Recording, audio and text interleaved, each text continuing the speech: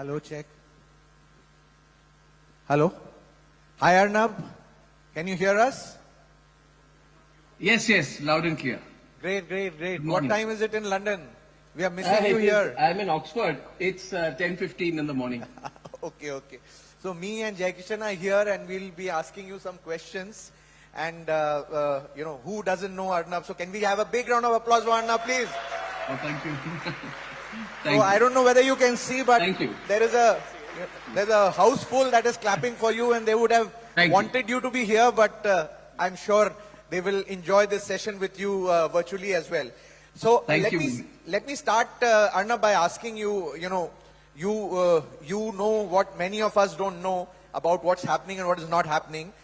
The phrase India shining has been around for a decade and more. In today's India, with technology, startups, and regional growth shaping the entire story, how real is this narrative? And you have to be honest. You are always honest. Yeah. Thank you, Mohit, and thank you, Jaikishan, and thank you very, very much to my dear friend Shankar for organizing this magnificent South India Media Summit. At the start, I would like to say that I am very proud of my association with Fourth Dimension Media and with Shankar. And the way he puts the industry together, the way he's put all of you in one room is truly commendable. So I think we should have a round of applause for this fantastic man. And we're very proud of our association with Shankar. Thank you, Shankar. And thank you for calling me here today. So, India Shining, was a slogan given in 2003-2004, coined largely by Pramod Mahajan before the 2004 elections, which ended up being a bit of a flop show for the BJP in 2004. So now every time the opposition also says that they said India shining then, but the results were not shining for them. So when you talk about India shining, there's always a political angle to this. That, the government's trying to give a picture of India shining, but on the ground, things are not India shining. On the ground, things have not changed. On the ground, people are unhappy. And before every election in our country, there is a group of people who call themselves the limousine liberals. Some people from the media who have never gone outside Greater Kailash in Delhi. And before every election, they get onto their chartered planes, they travel around and they say, oh, we've seen the heat and dust of the country and things are not so good. This time I think BJP will lose. This time I think Rahul Baba will come as Prime Minister. So there's a context to that question. Now if I compare, Mohit, it is not 10 years, it's actually therefore 21 years since that slogan of India Shining came. But things are vastly different today. In 2004, on the basis of very little achievement, there was a very big marketing claim that had been made by Pramod Mahajan, and he thought the country will get carried away with it, and unfortunately Prime Minister Atal Bihari Vajpayee gave him the freedom, do what you want kind of thing, and the BJP did not do well. The situation here is very different now. In 2004, yes, you had good growth. So that time also the argument is made, there was good growth then, but the BJP was voted out. There is good growth now, but it's not seeping onto the ground. The difference is in 2004, we had growth of about 6.7, 6.8%. A little marginally different from what it is now. But our inflation was technically 8.2%. Practically, if you would ask people, in 2004, it was almost in double digits of 10%. In this period, now we see the 2014 to 2024 period, I'm not talking of the present, the growth is 6.7, 6.8%. But the inflation is 5%, sometimes under 5%. So you cannot compare 2004 to 2025. I would say things are much better in Modi's India than it was in Vajpayee's India, in terms of for the people. Because Narendra Modi has done a lot of things which previous governments did not. You have stable economic growth. You have GST. You have GST rationalization. You have demonetization. You have UPI. But most importantly, Prime Minister Narendra Modi understood on day one that the biggest problem in our country is we have a lot of money, it doesn't reach the people. So he did direct benefit transfer. So I feel there was an element of social reformation in what Narendra Modi was doing, and therefore I think he kept his focus on the domestic economy. It's not only a marketing focused campaign, and if you were to tell me therefore shining then compared to India shining now, I would say it's too much to say India shining, but India is far better in 2025 than it was in 2024, which is the reason why when people say, oh, will what happened in Nepal happen in India? Will what happened in Bangladesh happen in India? Absolutely not. Some political parties will want that to happen in our country. But that deep level of personal dissatisfaction, which exists in some of our neighbors, is not there in India today. So I hope that's a broad answer to your specific question. Absolutely perfect. Hi, Arnab. Hi. Hi, sir. Jai Kishan, how are you? Hi. Okay, so while you did touch upon some of these trends, but I'm saying from the macro economic trends like the digital adaptation, infrastructure expansion, or the regional industrial growth, do you see, which one of these do you see as the most critical for India over the next decade? See, you have mentioned three things. I think your first was digital adoption. Your second was industrial growth. And what was your third? Regional industrial growth and infrastructure expansion. Regional industrial growth. See, the second and third are not the drivers of our growth. They are the necessary physical infrastructure we are building for a country which has been far behind for 30 years. I would like to focus on the first. You know, I think, Jai Kishan, what is happening in our country, and this forum is a very good place to discuss that. We're getting too excited about digital access. Digital access, in my view, is not digital growth. We are comparing ourselves. We are saying, oh, we are 1/5 of the national income by 2030 will come from digital. We are getting digital access. I think we are getting too consumed and too happy saying we are getting digital access in banking. We're getting digital access in retail. We're getting digital access post-COVID in education. You know, we are trying user experience for people who are consuming digital.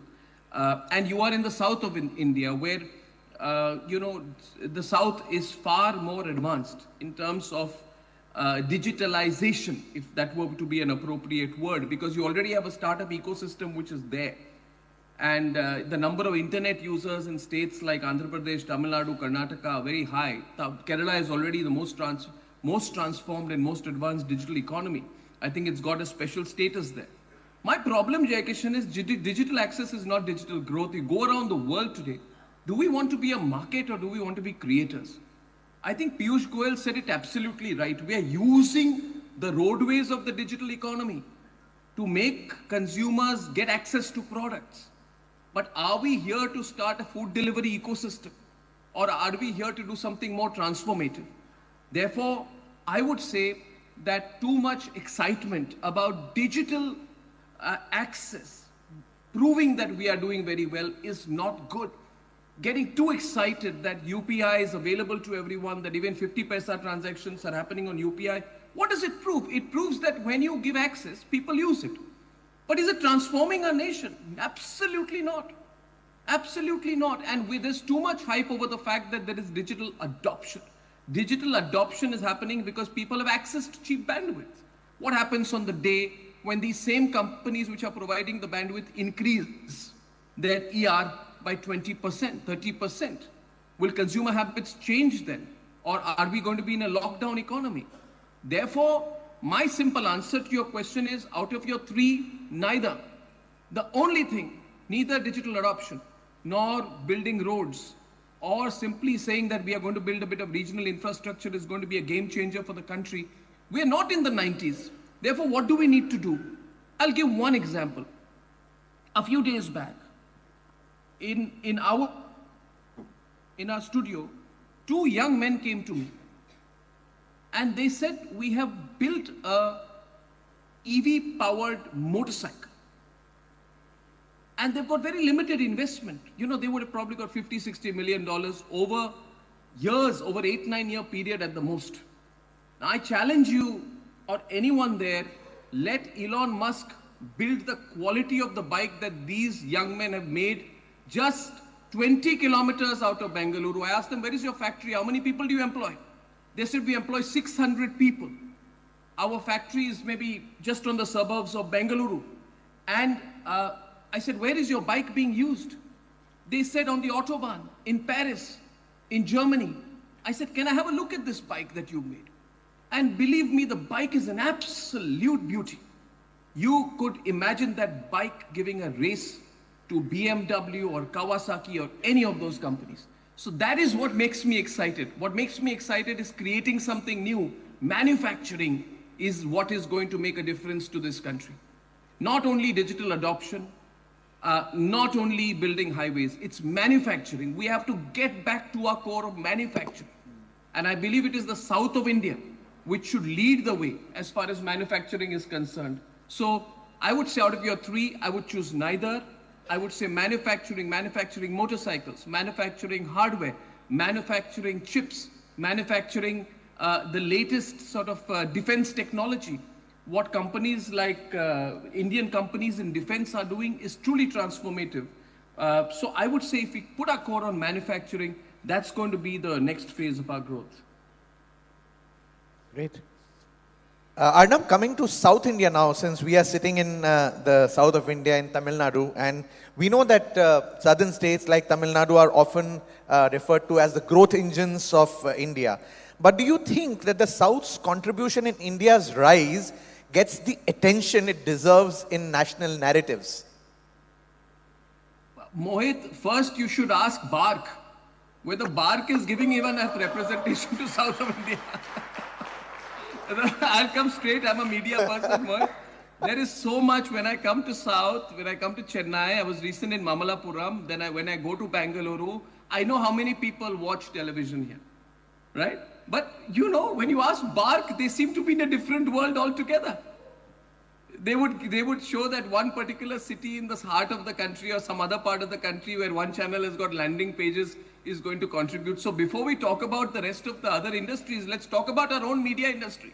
In our media industry, is the south of India, are all the people who are in the room, are all the entrepreneurs, media entrepreneurs in the room who are in this media summit, why don't they ask BARC, why don't they ask Nakul, how much representation are you giving us? Right? So I would say the greatest, I'm sorry to stray away from your subject, but I'm a news person. I have also come with an agenda today, Mohit, to this event. You know, I hope you don't mind my straying on that. I am asking everyone in this room, how long? How long will inaccuracies continue to be tolerated by our industry? How long will misrepresentation continue to happen? How long will data be sullied, be vilified by people who have a monopoly over it? How long will conflict of interest be allowed to operate in the name of a rating system? Before we talk about other things, I truly feel very sad, very, very, very sad. You know, I was told that we should be very happy with the number of people watching news during Operation Sindoor. And they said, okay, you should be very happy because you've gone up by 30-40%. I said, do you really think that 85 to 90% of the people in this country are watching Kyunki Saas Bhi Kabhi Bahu Thi during Operation Sindoor? I would say, of course, there is a question of regional disparities that we must address here. But the big question that we must begin to ask is, what about the disparities that exist within our own industry? And it's not only north versus south, east versus west, it's overall. So many people watch television, so many people consume media. But how is it represented to the advertiser? How is it represented to the media buyer? How does it work for the people running channels like you and me? So this is just a thought. I'm sorry I strayed away from your question. Point taken, absolutely. My heart, wherever I go today. I said, this is not done. How long will we accept it? I mean, it's like saying today that we don't want to accept the reality that something is wrong, has to be corrected. Can I tell you one thing, Mohit? I'll give you a stark example. You go and ask BARC and the BARC board that does your NCCS data, sorry I'm straying, but I'm giving you a headline. Does your NCCS data represent the reality of this country? And is it true that you have an alternate data called ISEC, which is very much there with the people? I'm a journalist, I get the inside story. BARC has access to a far more evolved system, which is supported, I think, by the Indian Society of Advertisers, they can tell you, which is already there, which is ready, which should be implemented. But BARC is not implementing it. I don't know why. Maybe BARC thinks that if they implement it, then 85% of the people will not be watching Kyunki Saas Bhi Kabhi Bahu Thi. And this is a very serious question. The new ISEC system, I'm straying from the subject, but it's very important. My inside information, and I challenge BARC on this, there's that ISEC system, which is far more effective as a socio-economic classification, does not do wrong things. Now, what are wrong things? If you say today that in today's India, we should underplay the number of graduate women, women who are highly educated, or at least moderately educated, how well are they represented in the BARC sample? My information, it is not well represented, which is why when educated women would be watching news more, would be watching something more in the area of infotainment, you underplay that deliberately. You deliberately underplay that so that it gives an appearance that the old data is serving the interests of India 15 years back. According to the ISEC data, the highest educated female in a family is part of the classification. Now I'm asking you, Mohit, we all say, you know, there should be no gender discrimination. There should be no gender discrimination in this country, we say. But is the NCCS data being shown by BARC discriminative on the basis of gender? Does it include the highest educated female adult member of the family in its classification? Actually, the reality is ISEC does, NCCS does not.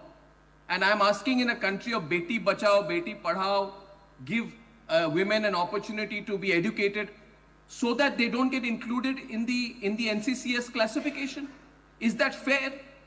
Is that fair in our country today? That we should discriminate against the highest educated female adult member of a house? That we should not take into consideration the education of the chief earner of the house, the education of the highest educated adult member of the house? This classification is available. It is time our industry has a conversation on it. Why is BARC stalling ISEC? Why is it stopping ISEC from being implemented? Why should media buyers like you, Mohit, advertisers like Jay Kishan not ask the question to BARC? Why don't you put out the reality of the sample? Why don't you put the reality of the country in the sample? And I'll tell you why. The reality is because if ISEC is implemented, it will not work for the general entertainment channels, which are controlling BARC today. The general entertainment channels are controlling BARC, we all know it. The moment you implement ISEC, it will not, because then ITC will advertise on a news channel, not a GEC. And Jay Kishan knows that. It's a reality. These are the harsh truths. And I am saying this is not right. South of India must be represented more. There must be regional representation. This South India Media Summit must dedicate itself to equality and fairness in the rating system, and towards a system where you cannot allow a few people to play around with the sample or to put landing pages and then claim to be number one in every respective state. Heart of heart, all of us are here to win. But we want to win fairly, Mohit. And I am pretty sure that if you put a vote on what I have said today, people will say Arnab is vocal, but they'll also say Arnab is right. He's not saying the wrong thing. Otherwise, create an alternative measurement system. The government is trying to say we'll create an alternative measurement system. I would say to the government, create an alternative measurement system where the highest educated female member of the household does not get shafted as far as measurement is concerned. And I think everybody in this house will support me on this. This is my mission. We must bring equitable representation. Of course, I have strayed majorly from your question, Mohit, but I'm sure that maybe at some level you will understand the pain that people like me, entrepreneurs like me feel, and everybody who is in the audience, including people, the stalwarts of the south of the country. Every stalwart in the south of the country would know today that it is not fair. You know, one of the best and amazing things about the South is are at the forefront of businesses, of change. Some of the greatest achievements are made by women. When we see a rocket go up, when we see a missile go up, what do we say? What do we say? We say that we feel so proud that this very, very unassuming but highly educated lady in a sari has been the creator behind the biggest missiles and rockets of the country. But the reality is, and I would ask this, that would the same lady get counted in the sample that is being put out for measurement? And if that unfairness stays, I think all of us should protest about it. Thanks, Arnab. I completely understand where you're coming from, and we'll discuss this separately. But point taken, and no, I like to raise some uncomfortable issues wherever I go. Can we give him a big round of applause for that? What happened, Mohit? I was in the early years of my career when I started doing well. Yes. They started calling me to journalism schools. And then every school of journalism I went, like I called me to ACJ in Chennai, I said I have only one thing to say, never go to a journalism school. So, I end up spoiling the atmosphere, but I have to speak my mind, Mohit, because these are harsh realities. I want to share this with all of you because, we are all in the same business. Actually, it's not a business, it's a passion for me. Sure. Okay, and now moving the narrative from India to the bit of West, given the global political shift from Trump in the US to rising nationalism worldwide, which are reshaping narratives, from an Indian perspective, do you think that the Indian media is insulated from these swings or they're influenced by them? See, India is the leader, Jai Kishan, in this. It is only now these woke people have started saying, oh, nationalism, too much nationalism, hyper-nationalism. I'm speaking to you, Jai Kishan, and I was watching the channels here. BBC is in a sense of disbelief that a party called Reform is possibly going to win the next election. It's not Tory, it's not Conservative, it's not Labour. It's the person they hate the most, Nigel Farage and Reform, who were supported by Elon Musk, who are likely to win the next election. BBC can't believe it's happened. There's a channel called GBTV. But the fact is, what is the reality? Is a reality. We'll have to accept the reality. And on this question which you've asked, Jai Kishan, of nationalism, what is nationalism? Nationalism is devotion to your country. Nationalism is loyalty to your country. Should I not be devoted to my country? Should I not be loyal to my country? And should I not use, for example, if you raise the question in the context of journalism, should I not be a cultural nationalist? Should I not be a civic nationalist? Should I not believe in Bharatiyata? Should I not believe in a shared approach to law, society, institutions? Or should I become like a politician who says, I don't believe in any institution? So therefore, I believe that cultural nationalism, the nationalism which brings together culture, tradition, and history is important. I don't think we can compare Indian nationalism to the stupidity that Donald Trump is doing. That's the mistake we make. We pick up some people, Boris Johnson, Donald Trump, and we say, oh, but we are moving in the same direction. We are not. We are not. Was Mahatma Gandhi not a nationalist when he was a journalist as well? Was the civil disobedience movement of 1942 not a nationalist movement, or was it an anti-national movement? Was 1857, our war of independence, was it not a nationalist movement? Did we need Trump or Nigel Farage or Boris Johnson or Elon Musk to teach us nationalism? Absolutely not. Absolutely not. Now let me tell you, if we had been more nationalist earlier in our history, we would have been a better country. And let me give you an example. 1905 to 1919, there were three people, Lala Lajpat Rai, Bal Gangadhar Tilak and Bipin Chandra Pal. They were so amazing, along with people like Bhagat Singh and all. They were so amazing. Had it not been for the slowdown that the passive resistance of Mahatma Gandhi brought, I can tell you we would have been independent before 1930. We slowed down because Gandhi's practices were passive, were non-violent. But by 1942, even Mahatma Gandhi realized that this is not going to work.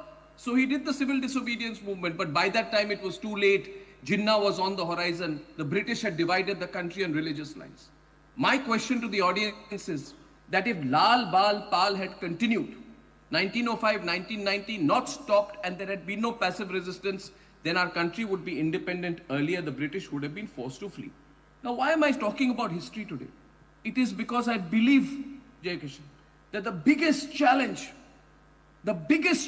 in our country is about to come. We are taking the sovereignty, the territorial integrity of our diverse nation for granted. There are a lot of people, and we just saw what happened in Ladakh. There are a lot of people working against our national interest. And we cannot, as the media, insulate ourselves and say, oh, that's happening, humko, we should not talk about this, we should only talk about business, we should only talk about ER and TRPs and all. No, we have a responsibility towards keeping our country together. Our country is under tremendous challenge. If you feel that what happened in Ladakh will not happen anywhere else in the country, we are wrong. It could happen anywhere. You believe that Manipur happened on its own? It did not happen on its own. Why was the Western media in Churachandpur, in Manipur, even before the violence reached? This is a question people are not asking. How did the Western media get to know that there is going to be violence in Manipur? How did the Western media know what is going to happen in Ladakh? Which means there are things happening at this juncture of our country's history. And at the South India Media Forum, I want our people everywhere there to ask themselves that can the media be away from the reality of this country? We are not only in the business of selling soap, we are in the business of keeping our country together.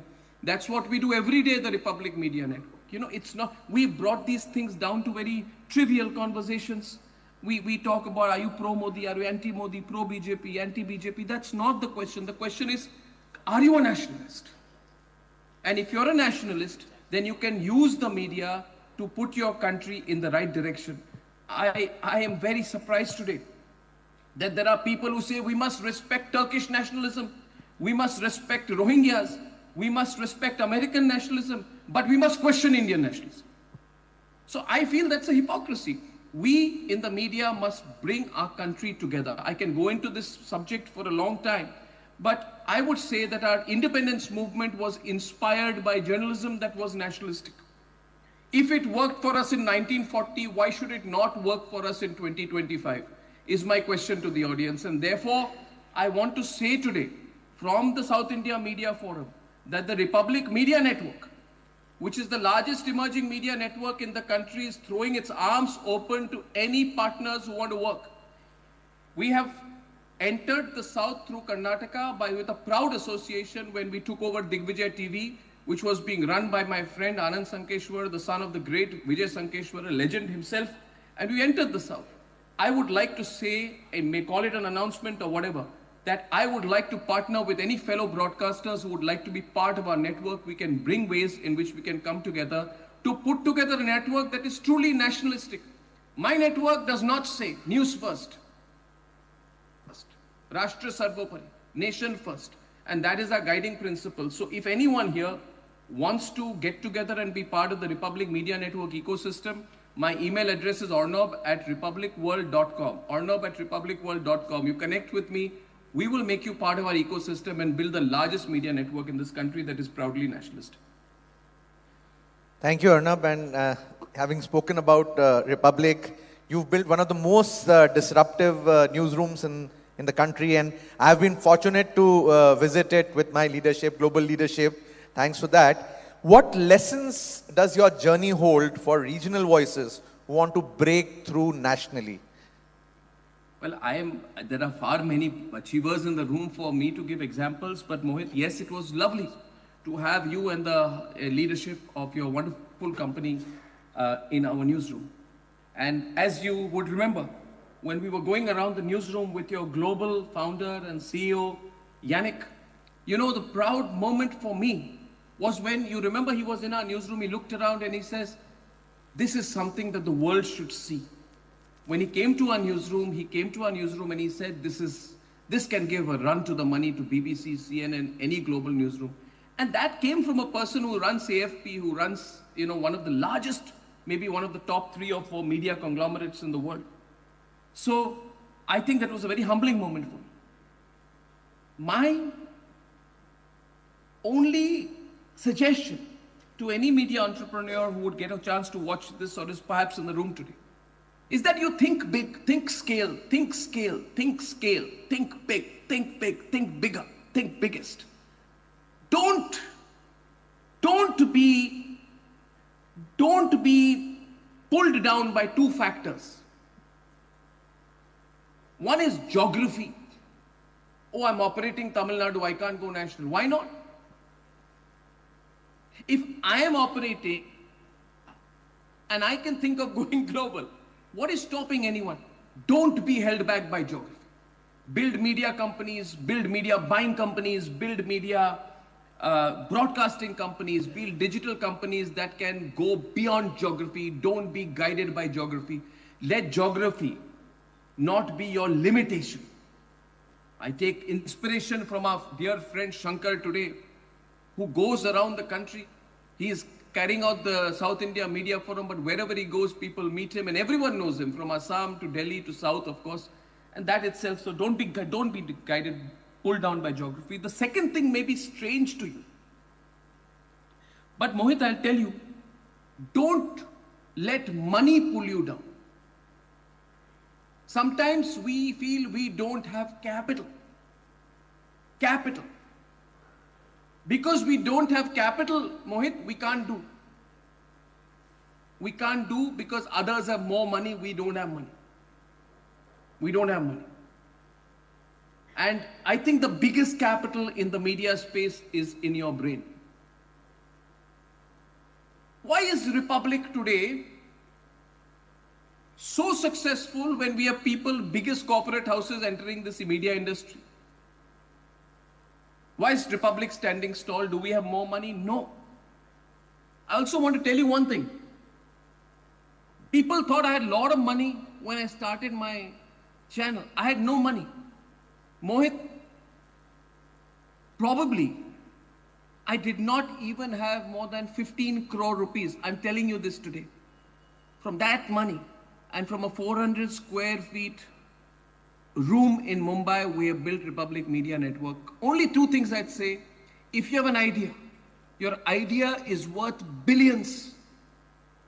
It's not, you can put billions, but not, but you can have an idea that is worth more than the billions. And the second thing I would say is that do not be held back by your geography. And it becomes incumbent upon us to fight monopolies in the media space. Monopolies are not good. It is only when people who are in the room today and those watching this feel inspired and say we can do something really big from where we are. We don't have to change our geography. We don't have to go to another place. And that's when things will really change. So this is the only two things that I would say to them. The third thing I would tell them from my experience building the Republic Media Network is that the brand is built by trust and not by capital.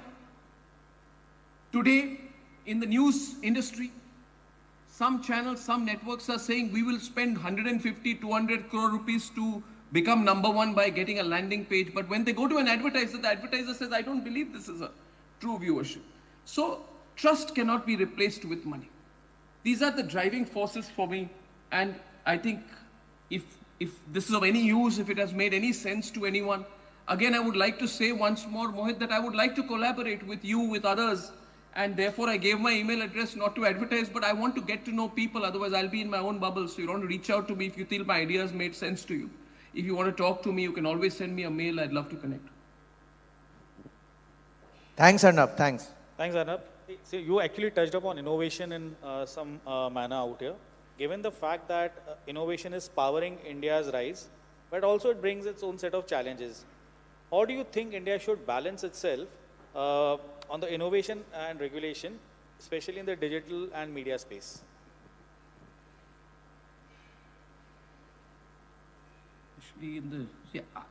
You're making me look like a guru. I'm not. I'm a very ordinary man. It's just a journalist, you know. No, you did actually touch upon some of the disruptive things that you did when you launched Republic and the kind of things. So I was just this was a probably logical question to kind of follow that.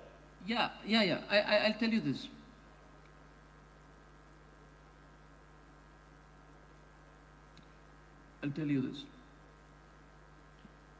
Let me start with a joke first. It's not a joke, it's a real story. And the story is this, that, you know, Uddhav Thackeray had problems with me and I had to leave Mumbai. And everybody thought, you know, he's finished. We put him in jail, he's over, he's history. And all my competitors were so happy. They were very happy when they saw me go into jail. They were not happy when they saw me come out, because I came out like a tiger. The question is that in life, Jai Kishan, it's not always that I have learned what you do, which is your innovation. For me, it is what I don't do, which is also my innovation. And I'll say something very controversial. I will never take money from the Chinese to celebrate the 100th anniversary of the Chinese Communist Party and put it in the front page of my newspaper and then give lectures on editorial independence. Since this is a South India media forum and you've called me, obviously, you must be thinking, what is Arnab talking about? I wanted to answer on technological innovation. He's talking about something else. In life, Jai Kishan, I'd say what you don't do defines you. I will be proud of Enram and the Hindu group if they say, no, it is because we love the Chinese Communist Party. It is out of our love for Lenin that we did that in the Hindu. We gave the front page of the Chinese Communist Party, out of our love for Mao, out of our love for Lenin, out of our ideological proclivity to the leftists, because we did it out of our love. If they did that, then I would say, Mr. Enram, Hindu group, I respect you. But you must tell me, did you do it for money or for ideology? This question will only come from Arnab, because the other journalists don't have the guts to ask this question. I would not give the 9 p.m. show of my channel to the Chinese Communist Party, even if they gave me $1 trillion for it, because it is my respect. My innovation is my love for my country and my pride for my brand. So in life, it's not only what you do, don't do. If you are celebrating the 100th anniversary of the Chinese Communist Party, if you're doing it out of love, out of admiration for the ideology, I have nothing but admiration for you. But if you're doing it for money, then I have nothing but contempt for you. Contempt for you. And I want to ask today, how many newspapers in this country sold out to the Chinese Communist Party and then give lectures to Republic and Arnab Goswami about freedom of press being in danger? The same people who say the freedom of the media are in danger are absolute hypocrites when it comes to taking money from others. So this is a question I have. Everybody has the right to do advertorials. This is my personal opinion, but I will never sell out to anyone. I will never take money from a lottery company that is being investigated by the Enforcement Directorate and consider that to be a golden opportunity to make money through advertising, from a company that has spoiled the lives of millions of people. I was once asked a question by Subrata Roy Sahara. If you guys have the opportunity, please watch this series on Netflix. It's called Big Bad Billionaires. Big Bad Billionaires or something like that. And there is a lot of my interview with Subrata Roy Sahara, which is there. And I remember meeting Mr. Subrata Roy Sahara in the Sahara Hotel when many media companies were just taking money from him. Because the more problem you are in, the more the media isse paisa aur le lo, take money from him. It's like blackmail. I don't do blackmail. But Mr. Sahara said, what is your problem? I said, I have no problem with you, Mr. Sahara, but I know that all these riches, all this life, all these private planes, all these jets and all these hotels are being built upon the blood of millions of Indians. And he did not have an answer to that. You can see a clip of that interview. So I've never compromised. I'm happy to say today, Jai Kishan, that probably nobody knows Mr. Vijay Mallya better than me. But when it came to the story, he liked me. Wherever he would see a social occasion, he would make me sit next to him. But I went after him when it came to the scam.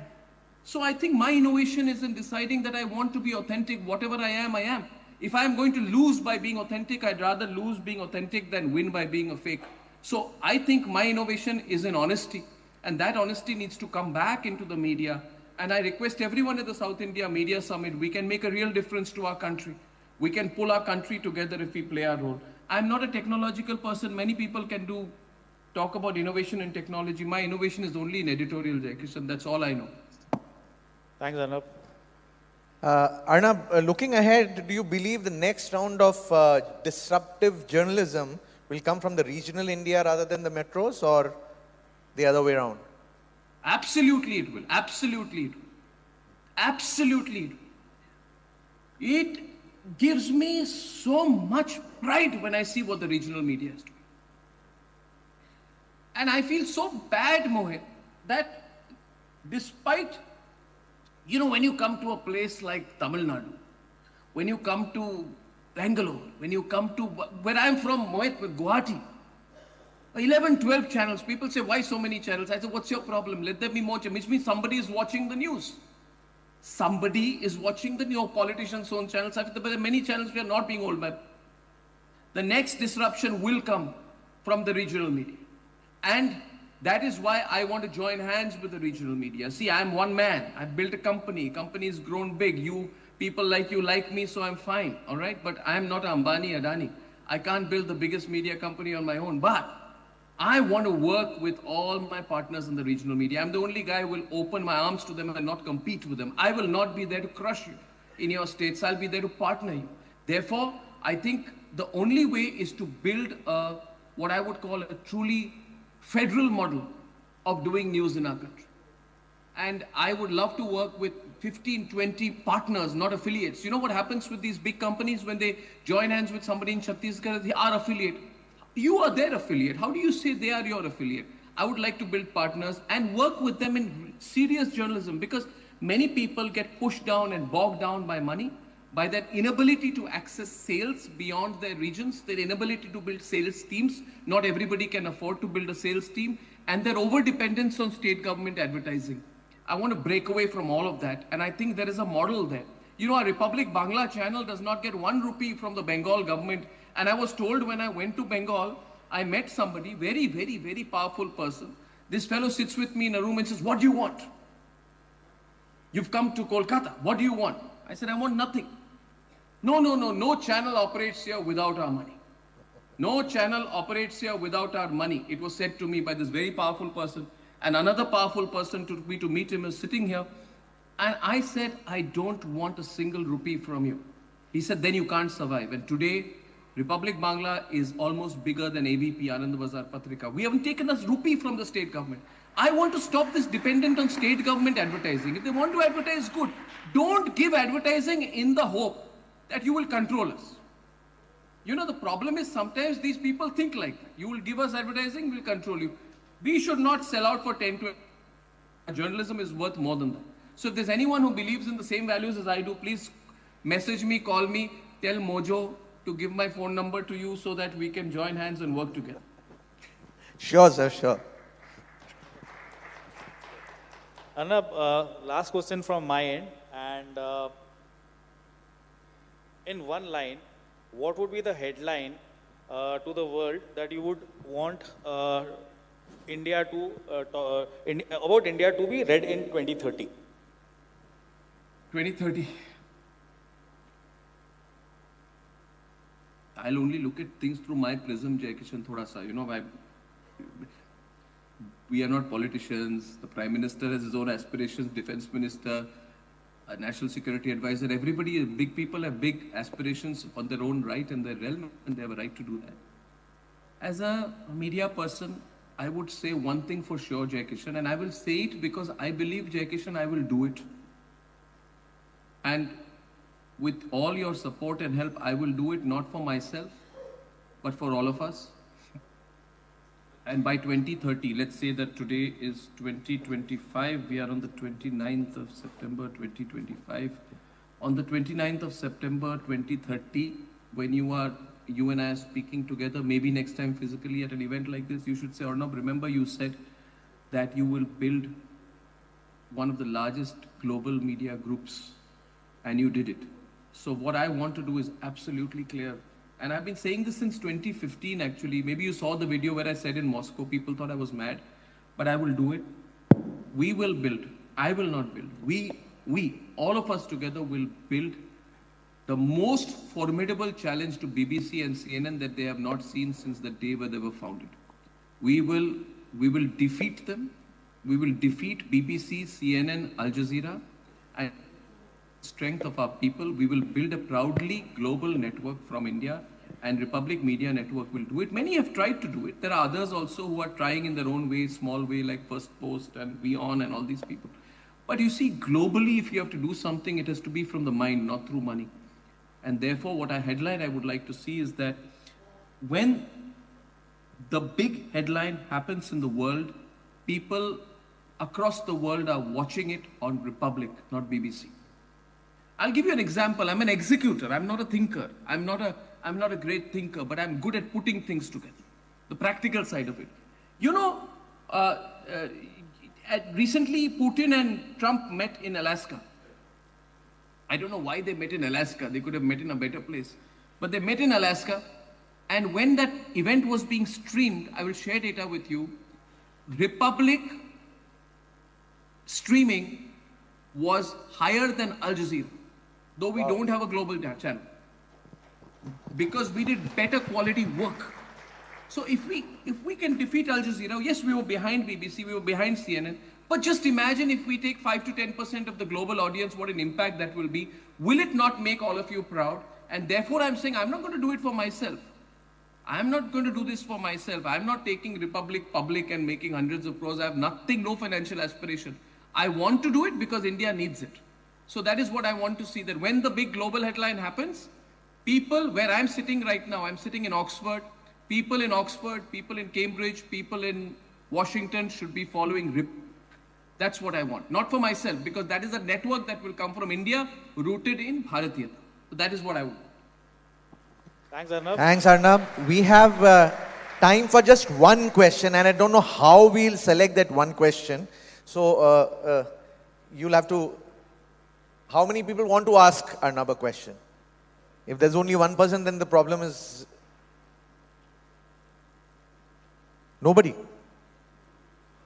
Wow. So can we give a big round of applause to Arnab? Thank you, Arnab.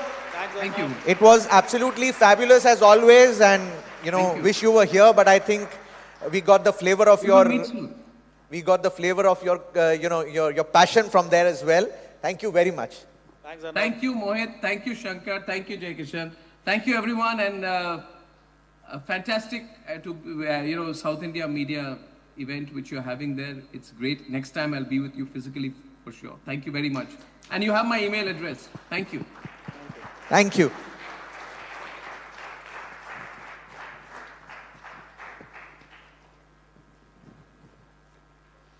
But that was fabulous, and yes, all of us would have wanted Arnab to be here and to receive the memento on his behalf. I'm going to be requesting a representative from Republic Media Network. Before that, to present the memento, may I please invite Ms. Jayanti, COO from A1 Positive Advertising Solutions, to please join us on stage. And we will be honoring Mr. Subbiah, Chief Manager of Republic Media Network, Tamil Nadu. Thank you, Republic TV. You've been a huge pillar of support for the South India Media Summit 2025. We look forward to continued collaboration with you.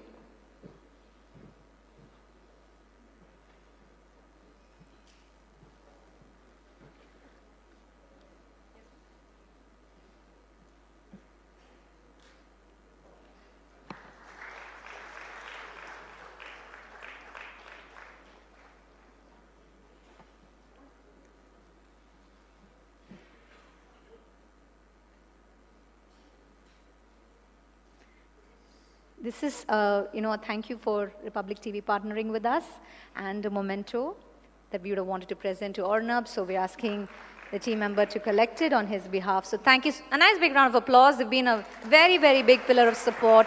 Thank you once again.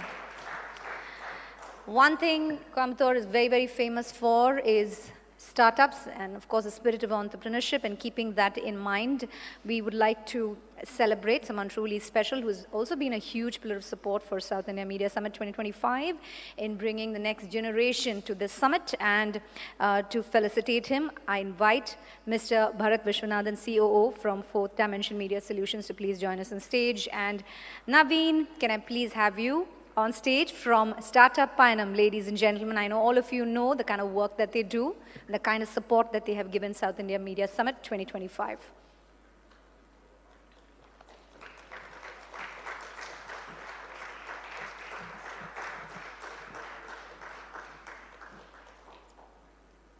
So Naveen was telling me off stage how Coimbatore has the highest number of startup incubators.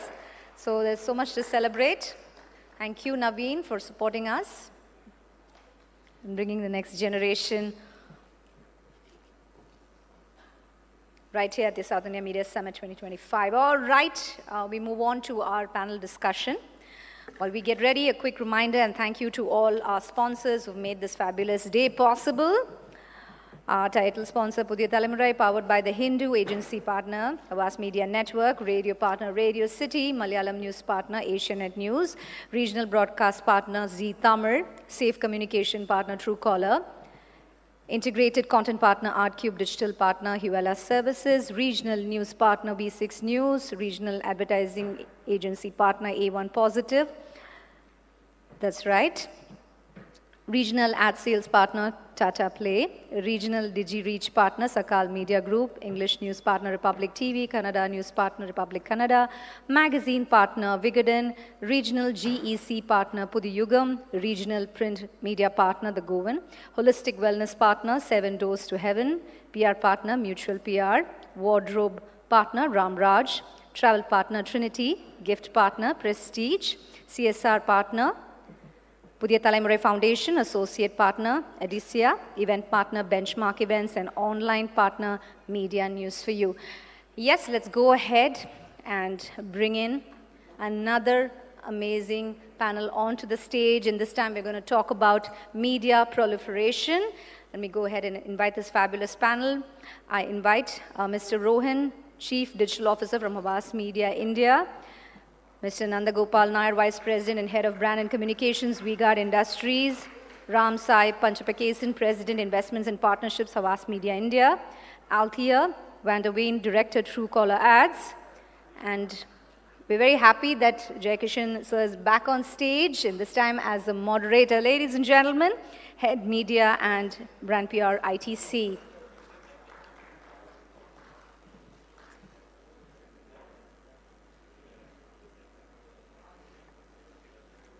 A big round of applause, ladies and gentlemen. I know you've been enjoying the sessions. Let me read the energy in the room.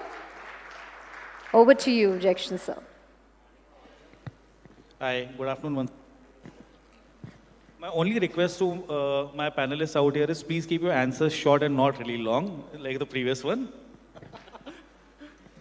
Okay, it's actually good to be back at the South India Summit. I'll probably take a minute. I think Shankar and me go back a long way, almost 25, 28 years. And especially when Shankar calls and says, I need you on this day, you can't say no to him. And that's the kind of equity he's built for himself and currently for the 4th Dimension Media. And given that we have media experts sitting out here and marketeers sitting out here, given the current situation, the media landscape, the shift in viewership patterns, shift from appointment viewing, shift to watching short duration content.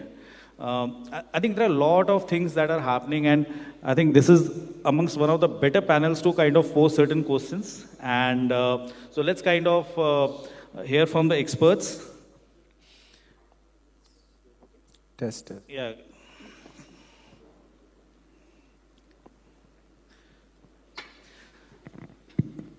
So Rohan and Ramsai.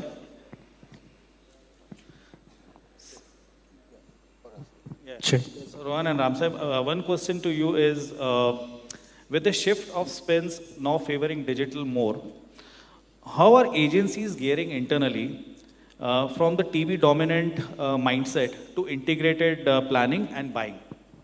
All right, if I may go, I think one of the core philosophies that, most of the agencies, and I'm talking here about us specifically, I think there is a shift between channel budget allocation to audience budget allocation.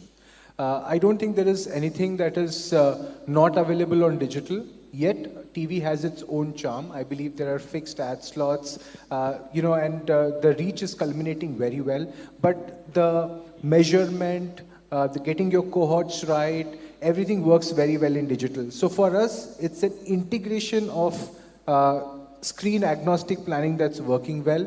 And if I were to keep my answer very short, we would rather be present where the audience is, it can be digital outdoor, it can be TV, it can be print, it can be online video, it could be short form, it could be influencer.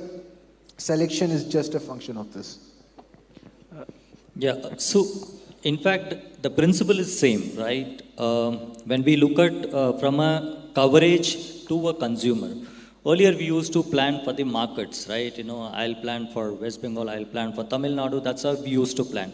Nowadays, we start planning for the audience. That's the advantage that, you know, today's era has given it to us. And keeping the basic principles same, and we work towards, you know, refinement and better value for the money. That's where the technology actually gives us an access to, you know, deliver that to our brands. Interesting. Althea, about Truecaller, could you help understand about its awareness in India, acceptability in India, and what are the options for an advertiser to look on Truecaller? Okay, first of all, thank you, Fourth Dimension, for having us here. That's a hard one to follow after Arnab. But just a quick reminder about what Truecaller does. We are a utility app that helps build smarter, safer, and more efficient communication. This has given us 450 million global users, out of which 300 million sit out of India. Just to give perspective here, India is believed to have about 900 million internet users, and 1 out of 3 users are Truecaller users. So acceptance is truly there. Awareness of what we do is there, because this is all naturally quite adopted, and solving for a huge problem, a very rampant problem that exists. From the acceptability, I mean, we also have about 2,500 plus businesses who work with our verified services. So we're truly loved by India, and India's home to us. That's interesting. I didn't know that the number was almost like 2/3 of your global subscribers are based out of India. Okay, coming to an advertiser now. So Mr. Nandgopal, if you can help us understand, with the changing consumption trends, how finely are you slicing your media spends?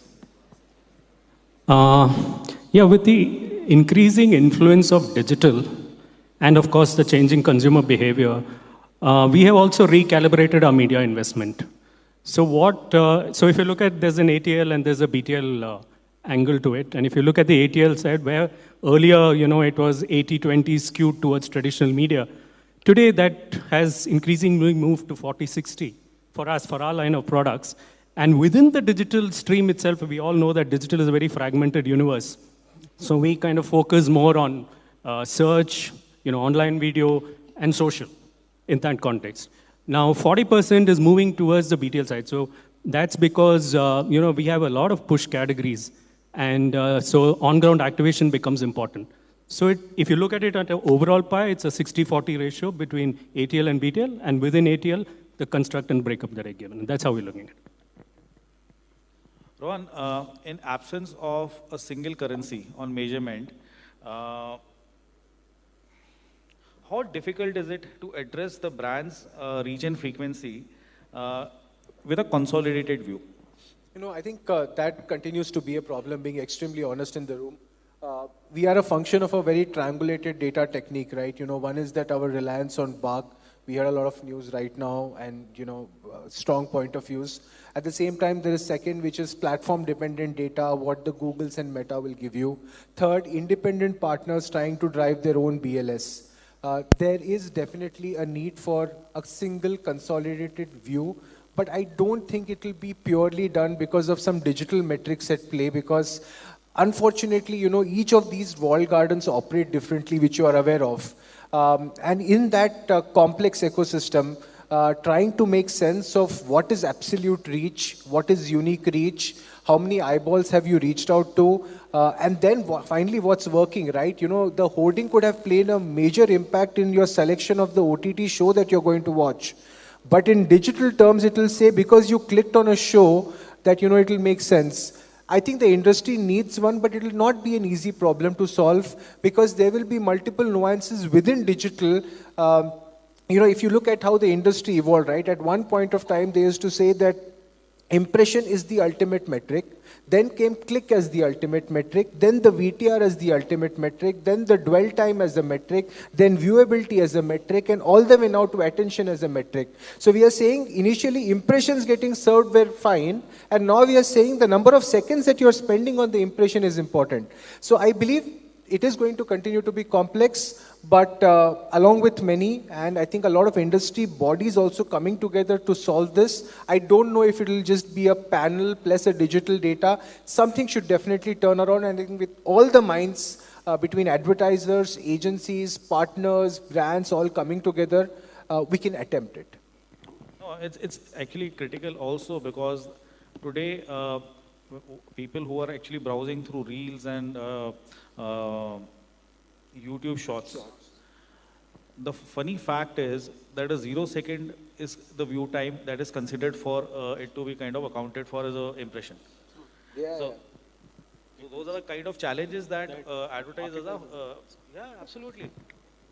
Okay, Ramsai, you have been a buyer for a long, long time, and how different is it as heading in or doing an investment into digital platform, given the fact that most of us have actually learned the methodology of buying television and print to start with. So how do you navigate that, and what are the broad differences, if you could just kind of highlight on that? See, when it comes to completely buying, see, we are not buying anything which is like, we buy and then we fly away, right? So we buy and we continue to buy today, tomorrow, and again future. So we are actually reaching out to a consumer, right?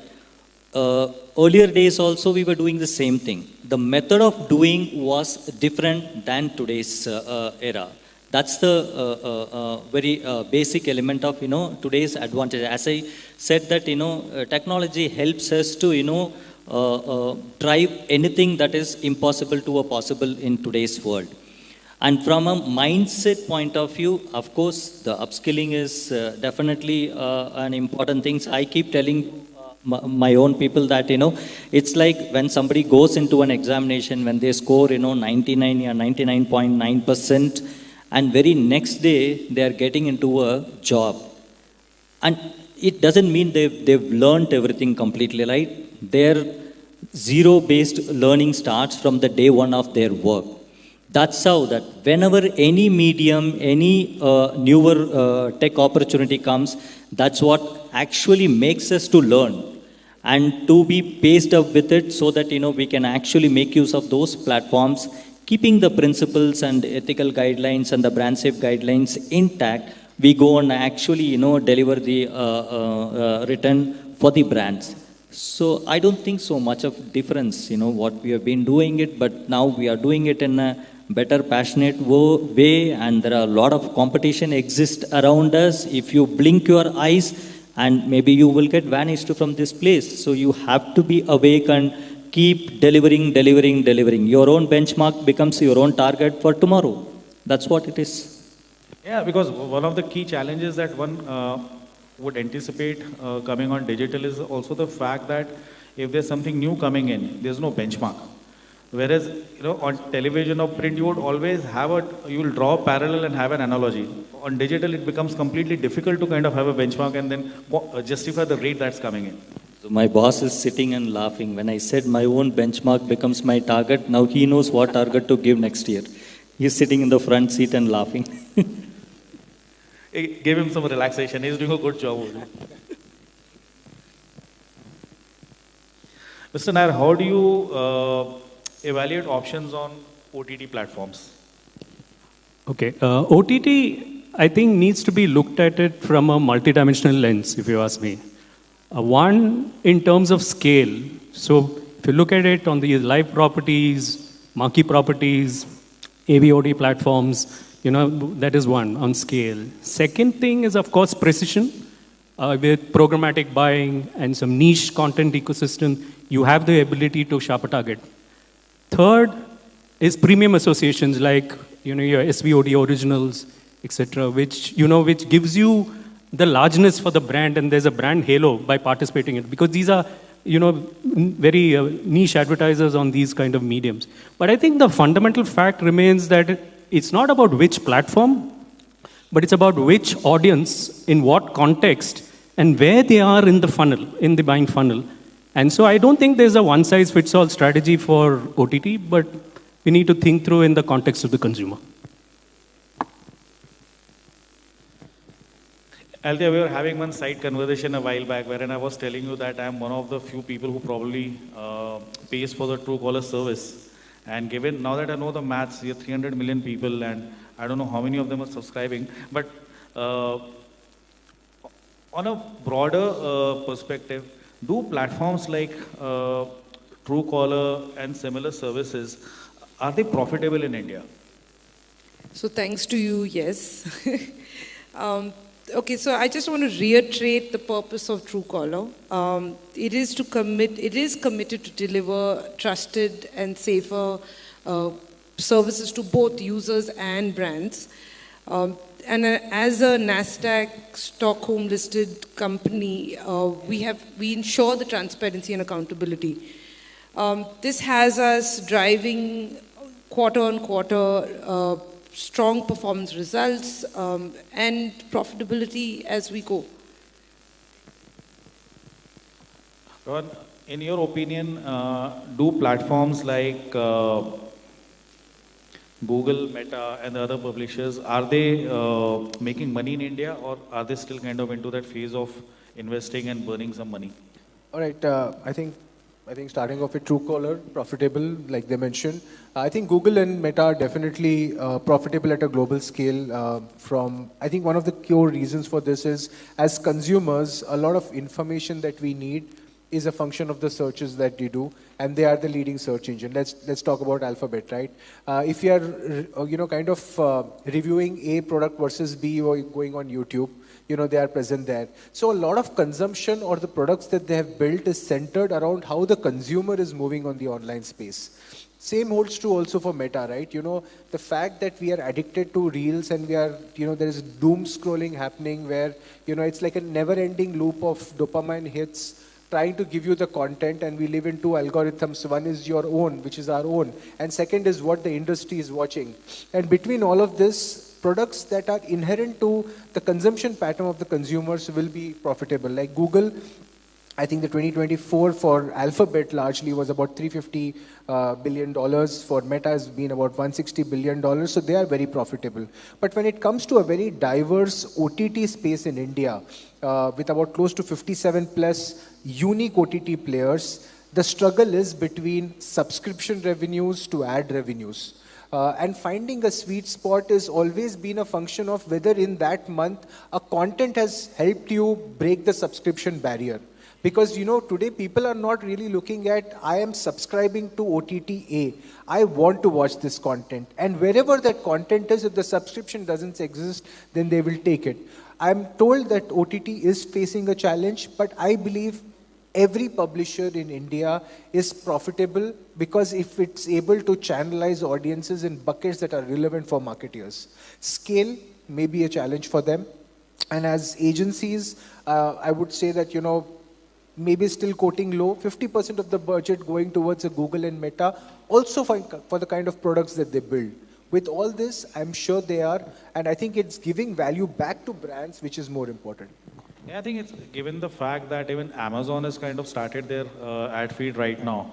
And I think globally they have partnered with Netflix now to share backend data to target audiences both on Netflix as well as on Amazon. I think, yeah, it's trying to kind of give back to the ecosystem and enrich the data.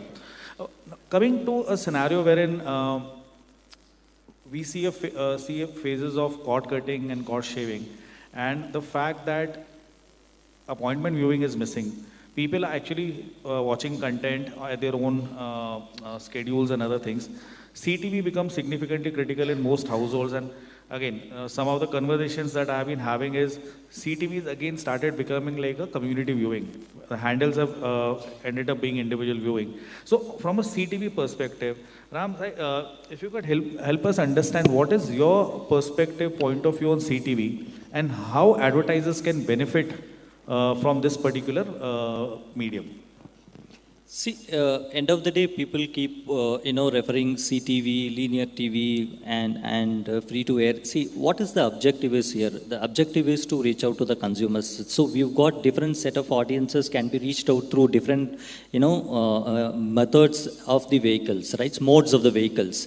So today's arena, when we are actually as an investment person, so when we are actually using the linear television versus CTV, linear TV, we use them for the traditional way of, maintaining the complete top of mind recall.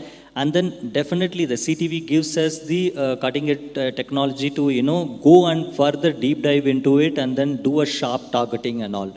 So, and also it allows us to, experiment and pilot some of the newer brands which are actually available in a particular segment of people or particular geographical limits. This is how these two actually, complements each other in today's scenario.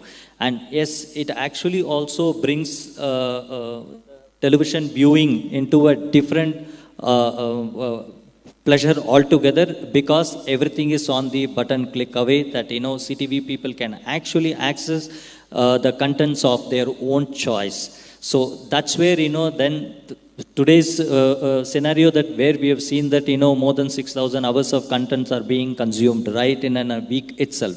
So that's not possible within linear TV, where the linear TV has certain limitations over there.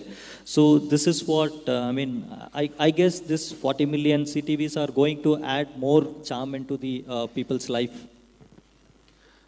So just kind of flipping the question now to Mr. Nair and Althea. What's the role of television in the current scenario for your respective brands? I think television continues to play a major role. I think the definition of television probably has changed a little.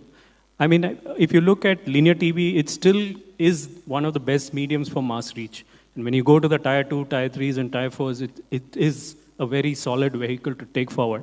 And what is important is also television gives you that largeness. And so as a brand, if you're on television, you're seen to be big. I mean, you're seen to be, and for brand building, I think it's one of the best mediums, because for storytelling, and to amplify your stories, you need the benefit of television. Now coming to CTV, right, which is your new, the extension of your television, is become important, and it's what it enables you is to target your SECA premium audience, in the urban cities, because it gives you that leverage, and it gives you the leverage of, sharp targeting with digital measurement. So, and like Ramsay was just saying, I mean, that base is growing. Today, it's about 40-50 million households. So I think it's, as a brands, what we need to do is to have a balanced approach, depending on what your objectives are, and how are you going to use both the televisions, if I may say so. Althea? It's working. So I'm glad you asked. My space is completely digital. But we look at television formats and how we could bring that into the digital space, considering that we are that handheld device and we're with everyone at any time. To just quote a few of the solutions that we have something called the masthead, which is a placement that is on an incoming unknown call. So it is positioned to give that attention for a brand, and also have a user pause before they engage and move on with their call and the utility. Playing in the space of visibility, awareness, and then if you want to kind of need the space, I would say, for creativity, we also do have a whole portfolio of formats that can even tell those stories. So, I mean, we invite challenges like television or CTV coming into it. I mean, no one can contend with television, but CTV has a digital angle, which we think and we know that has a space where we can also be telling a story very relevant to the format as well. In both cases, they are not clickable, and that allows you to also build on that brand story that you want and the positioning that you have. Just one question, I'll check with Rohan and I'll come back to you because you actually just triggered some thought in my head. Rohan, you are interestingly discussing about the challenges that some of these OTT guys are facing in terms of making money and all. Given that thread of thought, what do you think is the future of OTT platforms in India? I think OTT is like the main dish now. I don't think it's a side dish anymore. And this I'm talking from an agency or a brand's perspective because there is investment going on these platforms. A short answer for that, what can OTT platforms do? Number one, a very hybrid monetization model, which is catering to the consumers, not necessarily by markets, but bite-sized because they can get in, opt out quickly because it's a function of content. Second, thinking regional. I think the OTT players, only about 50% is what maybe there is English content, 50% and beyond, maybe even 60% is regional content and Hindi and the other languages. And third, thinking CTV. I think OTT players need to have a CTV specific, package. I think the beautiful thing that's happening is, I don't think OTT is really killing TV. It's actually empowering TV that, what TV could never do before. The power of large format, at least 32-inch and above, and the measurability of digital, the power of cohorting, and then obviously dynamic content, understanding ACR, getting play, OEMs playing a major role, low cost of data, low cost of smart TVs, low cost of handsets, all coming together. We are going to be a market, and there are roughly about 600 million people who watch OTT content today. The numbers are a proof that this is going to be mainstream for us, and I think it should, and going forward will not only be a function of whether there is a cricketing event happening. Obviously there the investments get channelized, and they get channelized because the audience congregates there. It'll do extremely well for the brands, and we don't have to rely on the otherwise known two major walled gardens in India to be able to garner reach is what the future should hold. Absolutely. Alta, just coming back to you. You did also touch upon some interesting formats on your platform. So 2-3 questions were just kind of floating in my head. One is, what are the typical challenges you face with advertisers? Second is, how does one measure success on a platform like Truecaller? And maybe if you could just give some use case examples, whether it's in examples from India or abroad, it would definitely help understand how we can kind of partner with Truecaller as a platform. Okay, my answer might be more than 1 minute, but... I'm used to it. Okay. So, I mean, that's a tricky question about the challenges we face. I'm in a room full with advertisers. I better be diplomatic about this one. But I'll just say that challenges happen when one interacts. And I think there are ways that we have found to overcome and move on. Challenges can also drive a certain amount of innovation. And that's exactly what happened with Truecaller ads. We took real feedback from our partners and built out our whole full stack solution offering to them. I mean, I quoted some numbers earlier about the kind of reach and scale that we have. So we were typically known as being a brand, like a mass or a branding format, and at scale. We then built this out into more offerings for middle, your consideration buckets, where you have innovative plays other than display to kind of, tell a story, tell a brand story, something we could refer to as Truecaller Play. And then we do have the lower end of the funnel as well, where brands have clear performance KPIs, and we have different buy models that also facilitate this. And I have to thank the advertisers for actually pushing us in that direction. And now they have a whole portfolio that they can choose from. To give you a few examples that we worked with, so from the innovation portfolio I was talking about, we have something called Click to Experience. As the name would suggest, when you click on it, it opens a whole brand experience. We've had two categories similar in nature, handsets and telecom in India as well as Southeast Asia, who have used it for their launches and service awareness, and have seen how it stands out in a space of clutter, and it also tells a story that you need to as a brand. When I have to touch on the scale that we do and we have, in a day we can give you about 3 billion impressions, 160 million reach. To put this in perspective, IPL happens maybe once, twice, once and maybe twice in a year. And you get about maybe 169 to 170 million views. We can deliver that in one day.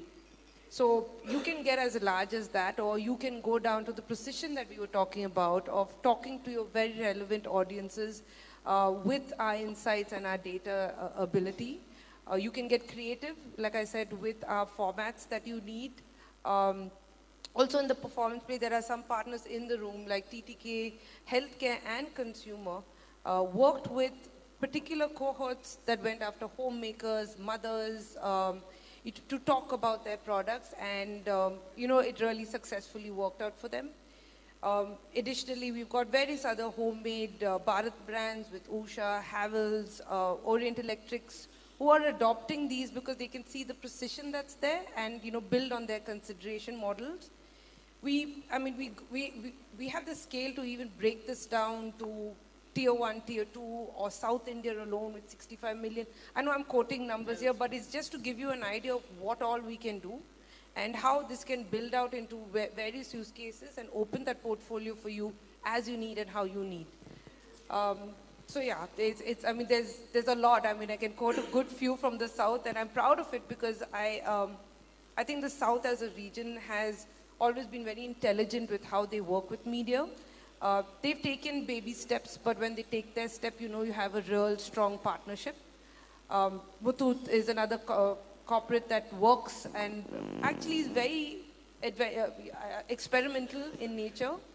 And I just want to leave that on the table with all advertisers, is that experimentation is important. Allocate some budgeting to it, because that's when you discover things about what media can do for you and how your brand or service is doing out there. And there is loads of choice out there, and I think talking to publishers is the best way for you to maneuver through this landscape, especially to understand it and do it on your terms, but engage, because that's the best way you know what's out there and can do wonders. I couldn't agree less, because as a publisher you would know the nuances of your platform and how things can get addressed out there. So absolutely, I think it makes more sense for me to just come and throw a challenge at you and you help me with the solution. Yeah, and I wouldn't put it on the agency alone to do that job, because they're talking to multiple, and it isn't fair. But that education is important, and I know we hound, but we hound for good reason. And as long as we can give you something and we have a solution for you, we'll keep hounding. Absolutely. Interestingly, we still kind of talk about markets where you face challenges in terms of getting reach and other things. So one question, Ram, that comes to my head: are there any media dark markets anymore? I've been listening this, ever since I started. When I started, only 73 channels. I started just 30 years back.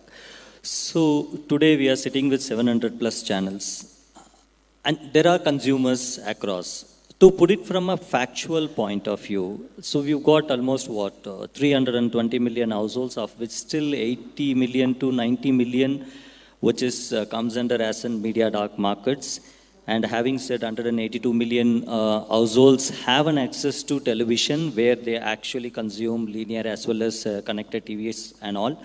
What does this 80 to 90 million people means to us? When you call them as a media dark, it's only when you are completely discarded from them, not able to reach them by all means, then it becomes a media dark, right? But today that's not the situation with us. I'm taking a cue from, what Arnab has mentioned, right? access of internet is not growth, but access of internet is an opportunity for the brands to reach out to those audiences, right? Those consumers.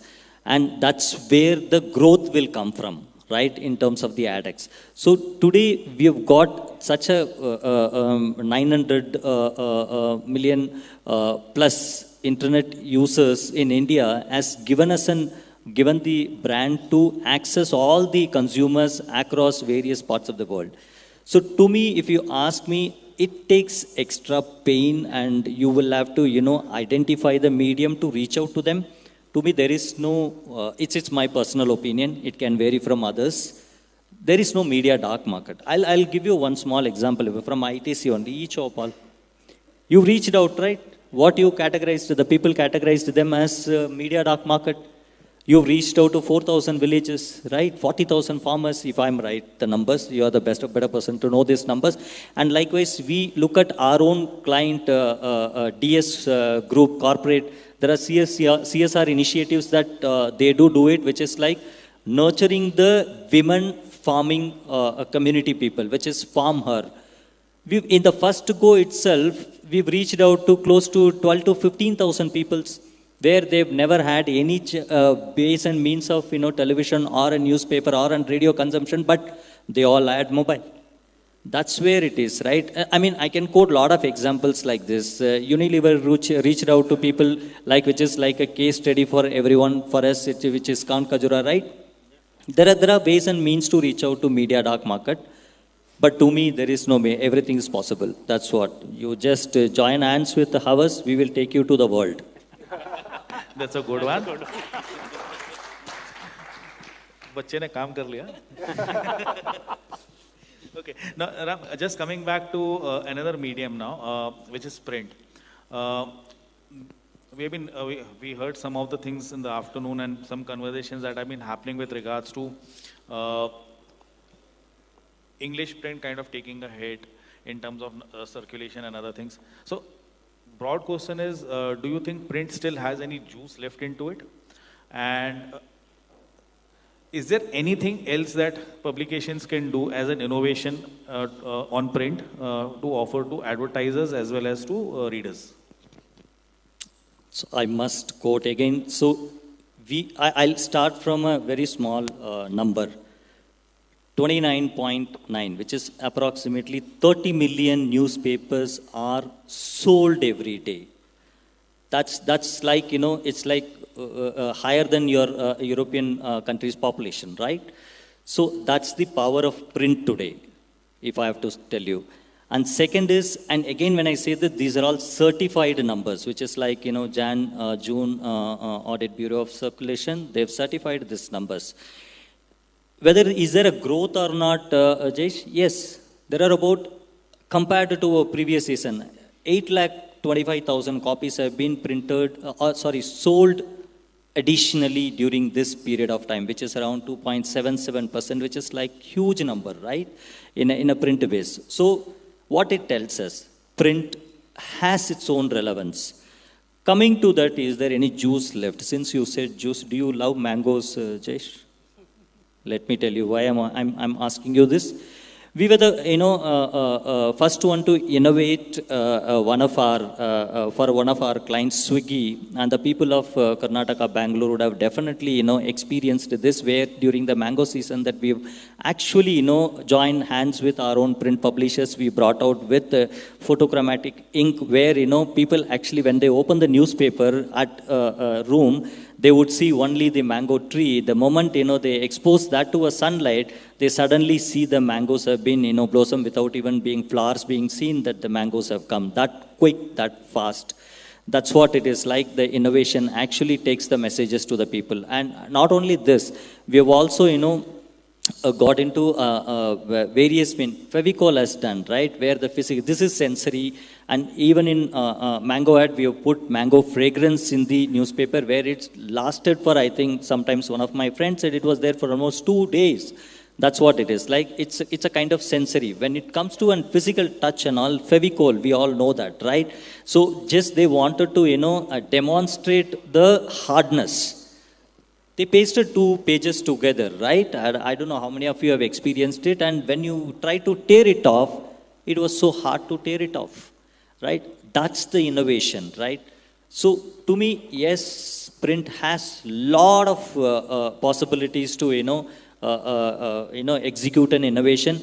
It's the way that, what again, I only take you from Arnab that, it's a cue of, idea that will actually bring all these things alive.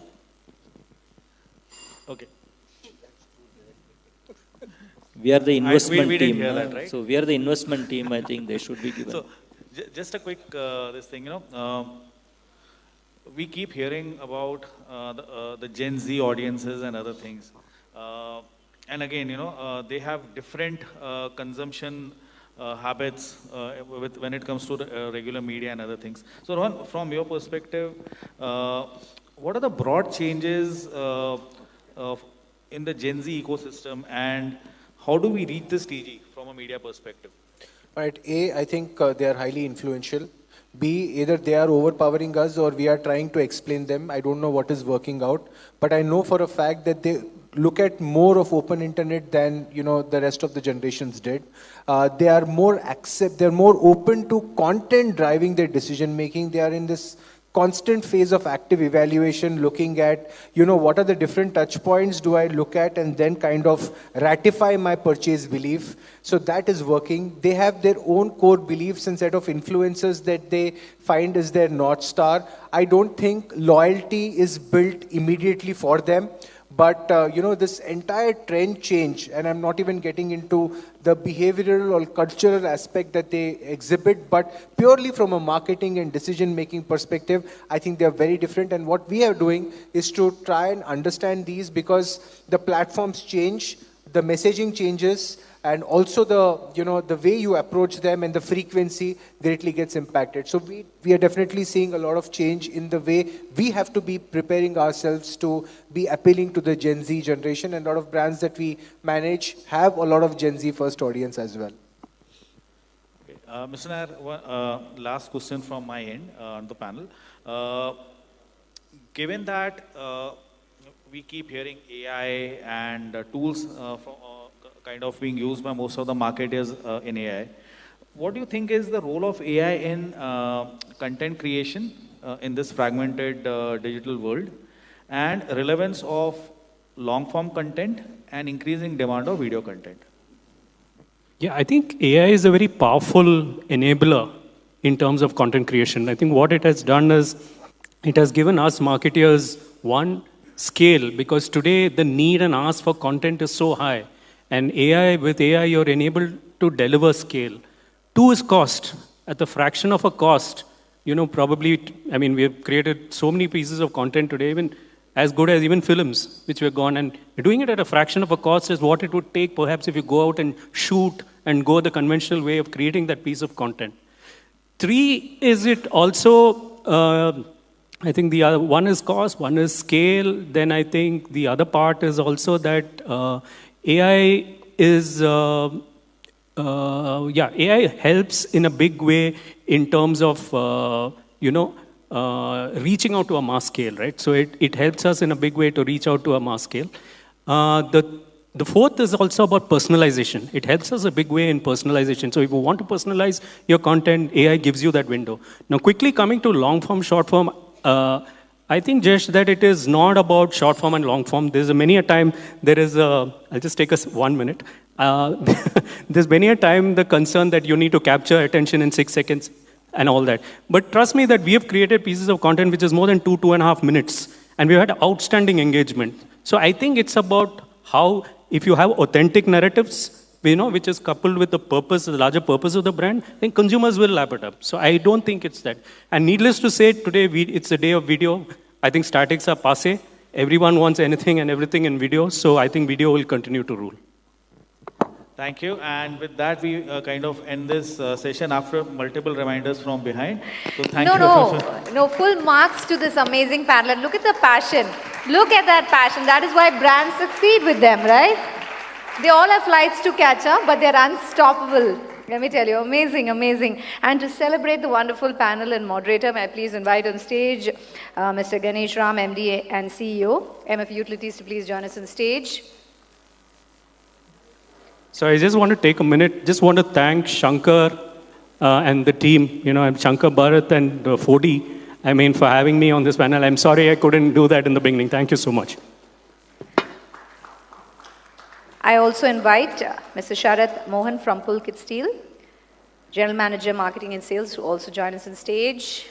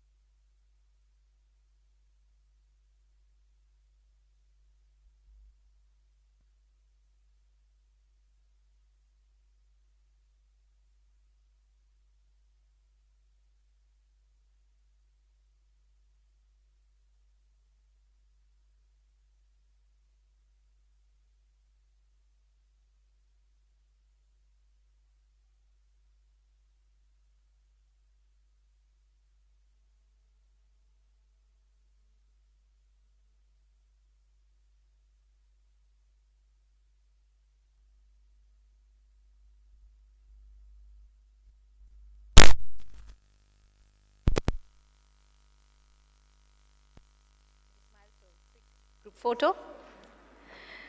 Our next session is going to be on CTV and the future of television. But before that, ladies and gentlemen, I'm sure every one of you are thankful and grateful for this amazing product, a caller ID tool to combat spam calls. And also, this has risen to become one of India's most interesting ad tech players. And to lead this session forward, I'm going to invite Mr. Atul Prabhu, Director, Product Management at Truecaller, to please join us here. How many of you use Truecaller here and are thankful that Truecaller is there? It's my favorite. It makes my day. It makes me smile. It makes me happy also. There's a kind of regional humor. It says, Semma fraud, don't pick up. Yeah, so apart from, providing us all the safety, all the regional humor also comes out in the open thanks to Truecaller.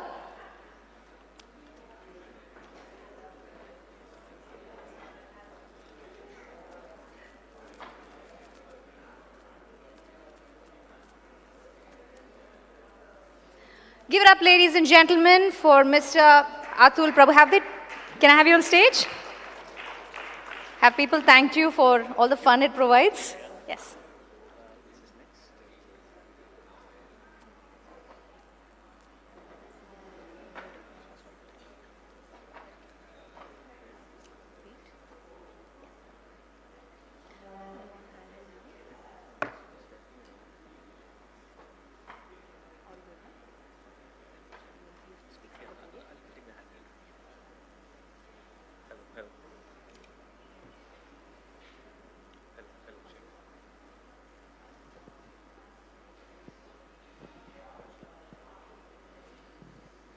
Hello, check.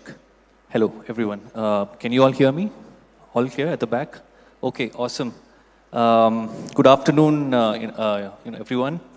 Thank you to the organizers for giving me this opportunity to be here in this esteemed, among this, esteemed audience. It's truly wonderful to be here. I work in Truecaller as the Director of Product Management. I lead the global ads product.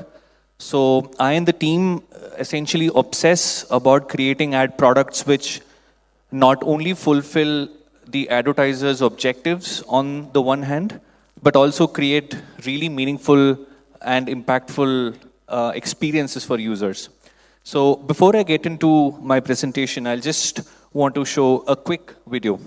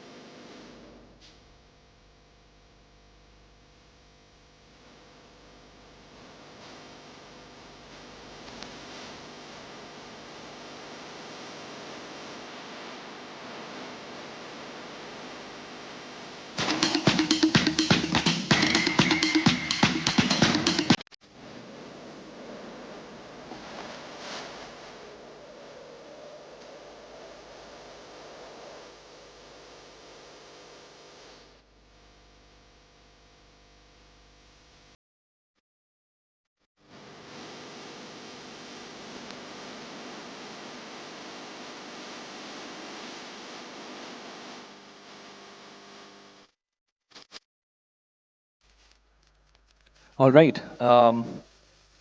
So, Truecaller's mission is simple. The mission is to make communication safer, smarter, and more efficient.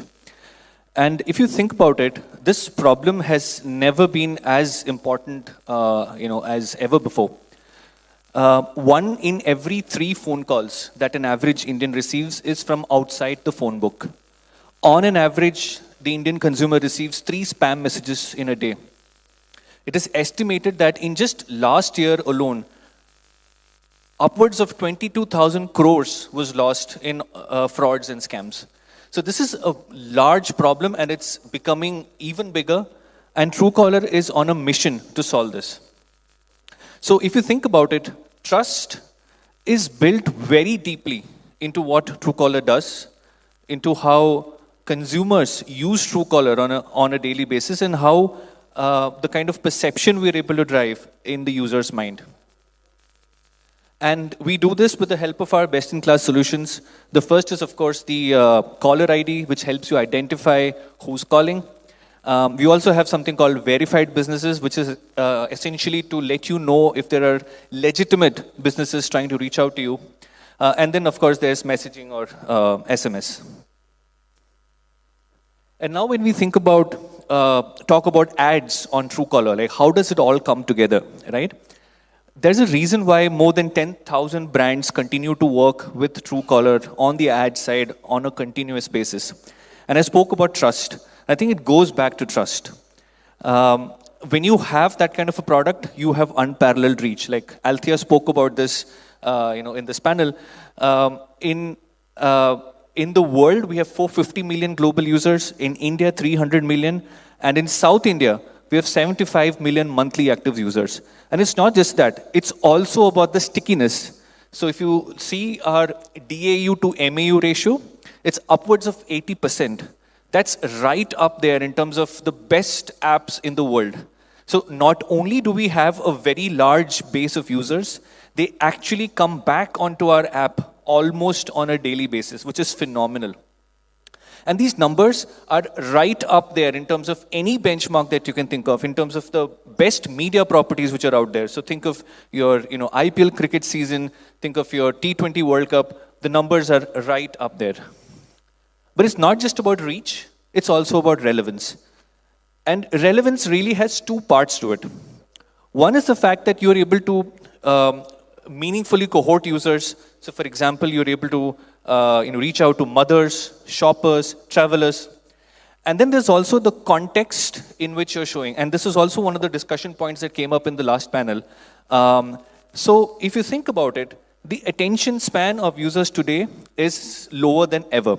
There are so many apps which are competing for attention, whether it's social, whether it's gaming, whether it's messaging. And here, Truecaller has a unique advantage. If you get a phone call, the attention level is at the highest. And it's also the most uncluttered screen. So it's relevance in terms of finding the right audience, but it's also relevance in terms of how your brand's message is placed on the screen in the context of the user. And when we do that, when you reach the relevant users in the relevant manner, we see that it drives results for businesses. Just 3 examples of how we've been able to drive impact among many. I want to move on to Truecaller ad products. So I lead this team, and I am the team, like I was saying, obsess about this on a daily basis on how can we continue to create innovative products for businesses that solve meaningful problems for businesses, and at the same time create cutting-edge experiences for users on the other side. Now, our approach has been full funnel, just like every business has different kinds of needs at different points in time.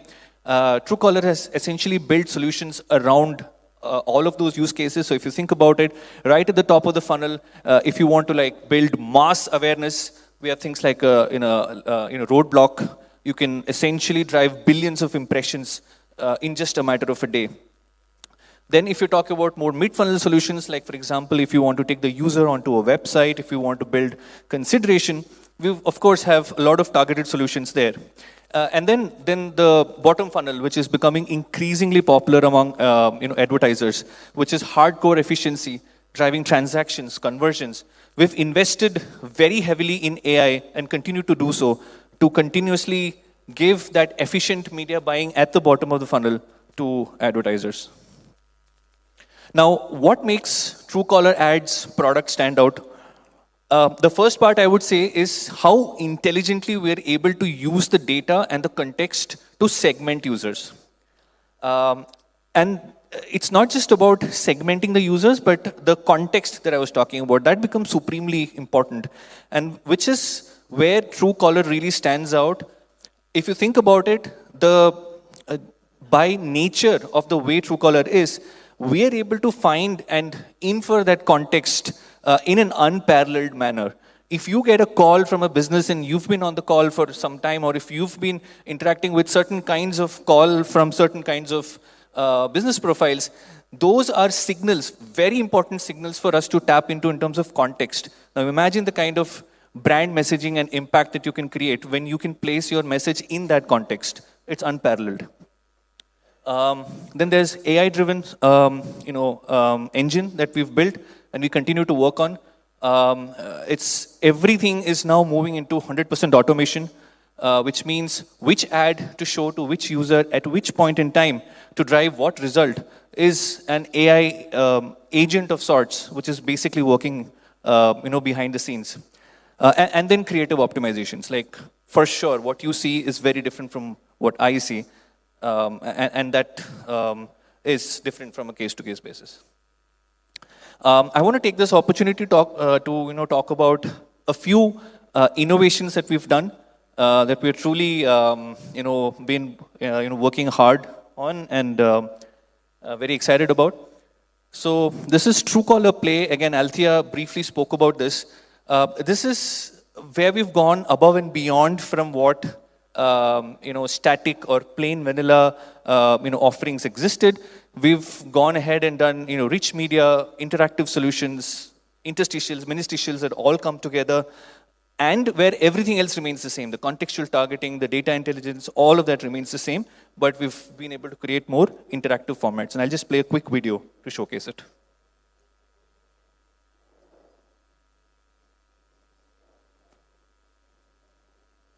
We deliver over 5 billion brand moments every single day. With 3 billion roadblocks, first-party targeting, and high-impact masthead placements, we've helped brands scale, perform, and stay visible. That's why over 10,000 brands across sectors trust us to deliver results. But when you asked for more, we listened. Introducing Truecaller Play, a full suite of non-static, high-impact formats built for scale, creativity, and better engagement. From standard video formats to custom canvas builds, Truecaller Play lets your brand do more than just being seen. It lets it be experienced. Rich media, interactive elements, cinematic takeovers, all within the trusted Truecaller interface. We even help you build it. It's a complete product suite built for marketers who want more. So go ahead, push boundaries, play big. This is your playground. Truecaller Play. The evolution is here. All right, so that's all about Truecaller Play. I now want to move on to something else which we're very, very excited about. So this is called Truecaller Cart.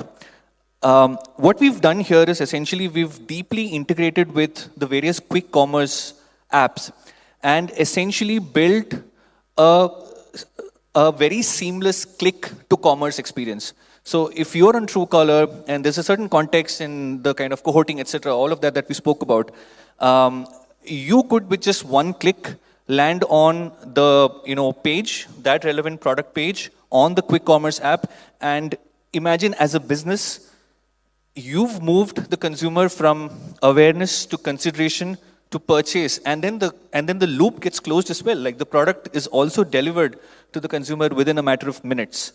So this is something that we're very excited about, and we're going very deep into. Any business that has products listed on quick commerce can essentially tap into this to essentially just close that entire consumer loop in a matter of minutes. And then there's something, we've always had roadblocks, which is essentially the opportunity for your brand to take over Truecaller, right, on a day or on a weekend. Now we're very excited about the prospect of launching something called regional roadblocks. Now this is for you if you want to take over your town, if you want to paint your town red. Imagine the possibility where in your town, in your city, in the market that you care about, on a day or on a weekend, every phone call that users receive have the opportunity, like for you, to show your brand's message on those screens. It's unparalleled impact. And this is something, again, that we've been seeing a lot of interest in, and we're doubling down on a lot as well. I'll walk you through a very quick case study, how we were able to drive a lot of impact for Xiaomi. There was a new launch that they wanted sort of to amplify. We were able to drive not just billions of impressions, but also drive search intent and really amplify the launch. CTR upwards of 2% and like 16 million clicks. So, I mean, if we talk about numbers, I think Truecaller will always have, I think, tremendous numbers. But the note that I want to leave with is this.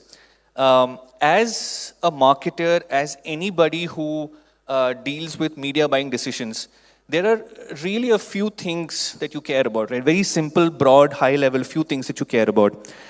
You want to place your brand's message in a platform which is safe, trusted, and something which is right and not trusted among users.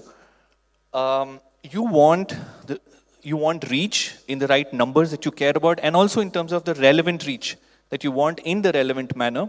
And ultimately, you want to drive the results that matter for the brand and for the business. And Truecaller checks all those boxes, and Truecaller is on a mission to continue to innovate and offer innovative ad products which bring consumers and advertisers together. So whenever you're next thinking about allocating your marketing budgets, Truecaller should be on top of your mind. On that note, thank you so much. Have a wonderful evening.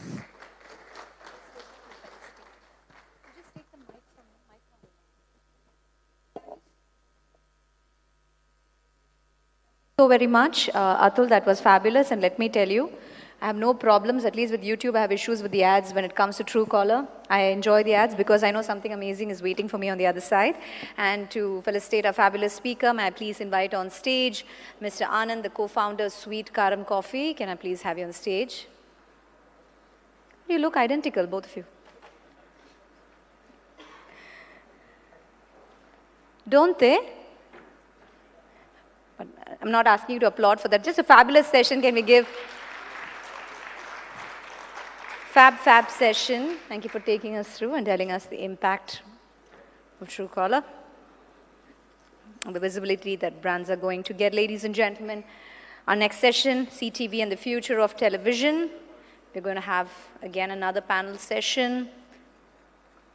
And our team is going to quickly get the stage ready. Meanwhile, I'm going to take this opportunity to quickly remind you that so many sponsors have come together to make this day possible. Months and days of planning, hard work.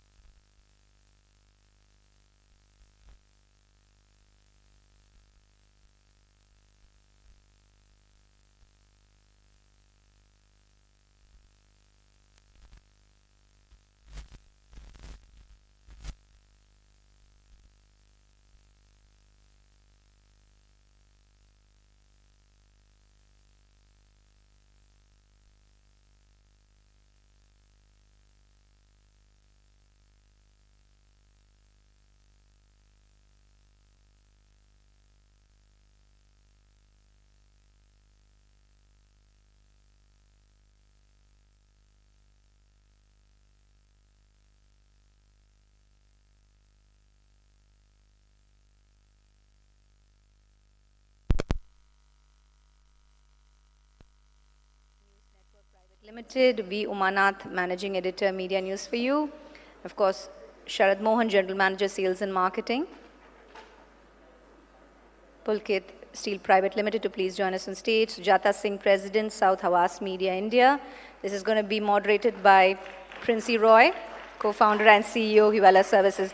Am I excited to see female leaders on stage? Yes. So what the audience is going to do is louder. Come on, you can do better.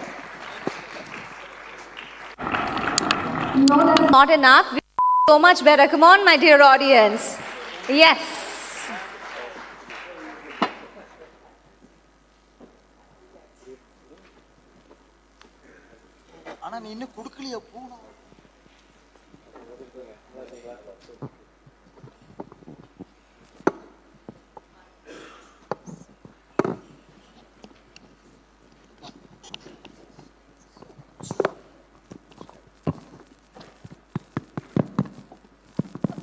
Good evening, everybody. I hope you all had your cup of coffee. And thank you so much. Before I start the panel, I think I have to thank Shankar and his lovely team for organizing such a wonderful, session. This is my first at the South India Media Summit, and after I started my own company, and Shankar was like, you have to be there. And I think I didn't want to argue with that, so I'm there. And, when Shankar asked you to come, you have to come. And this topic, when he told me that you be a moderator, this topic is very personal to me. I've been in this business for a very long time, so I understand what this topic means. And I guess CTV has been in conversation for a very long time, and it's been a big debate whether it is the future of television, where is it going? There's a lot of conversation around it. And so we have a lovely panel here today who probably will decipher what CTV exactly means, what's the future of television, where is it going, and I hope we are able to create a thought-provoking session. So I'll start with a simple question and with the topic. So when you hear, CTV or future of television, what is the first thing that comes to your mind? And do you really believe this terminology, or you think it's just another fancy word from the ad tech world? So any one of you can answer.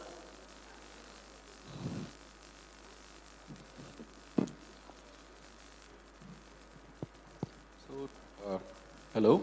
So today the homes our homes become a dual TV scenario, while the cable comes through the to the television. The remote functions as multiple options. So you have a hybrid box which helps you to view the regular broadcast content. At the same time, you also have an internet connected options loaded with apps and other options, which is of our convenience. So one side it is appointment viewing, on the other side it is apna time, prime time. That's it.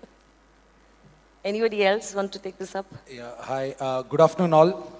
This is Unnikrishnan here. I am from Asianet News.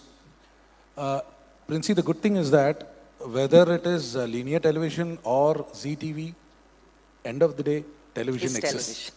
Television is going on. So like few years back, there was this narration that print is over, television is taken over, and now the recent past you have television is over, digital is taking over, right? But then the good news is that television in whatever format is there, it is going to continue. And as some of the previous things, the juice in television is still there, and it is only that we need to take it a drink. Whichever way it is, juice is there. So do you think CTV is an evolved form of television?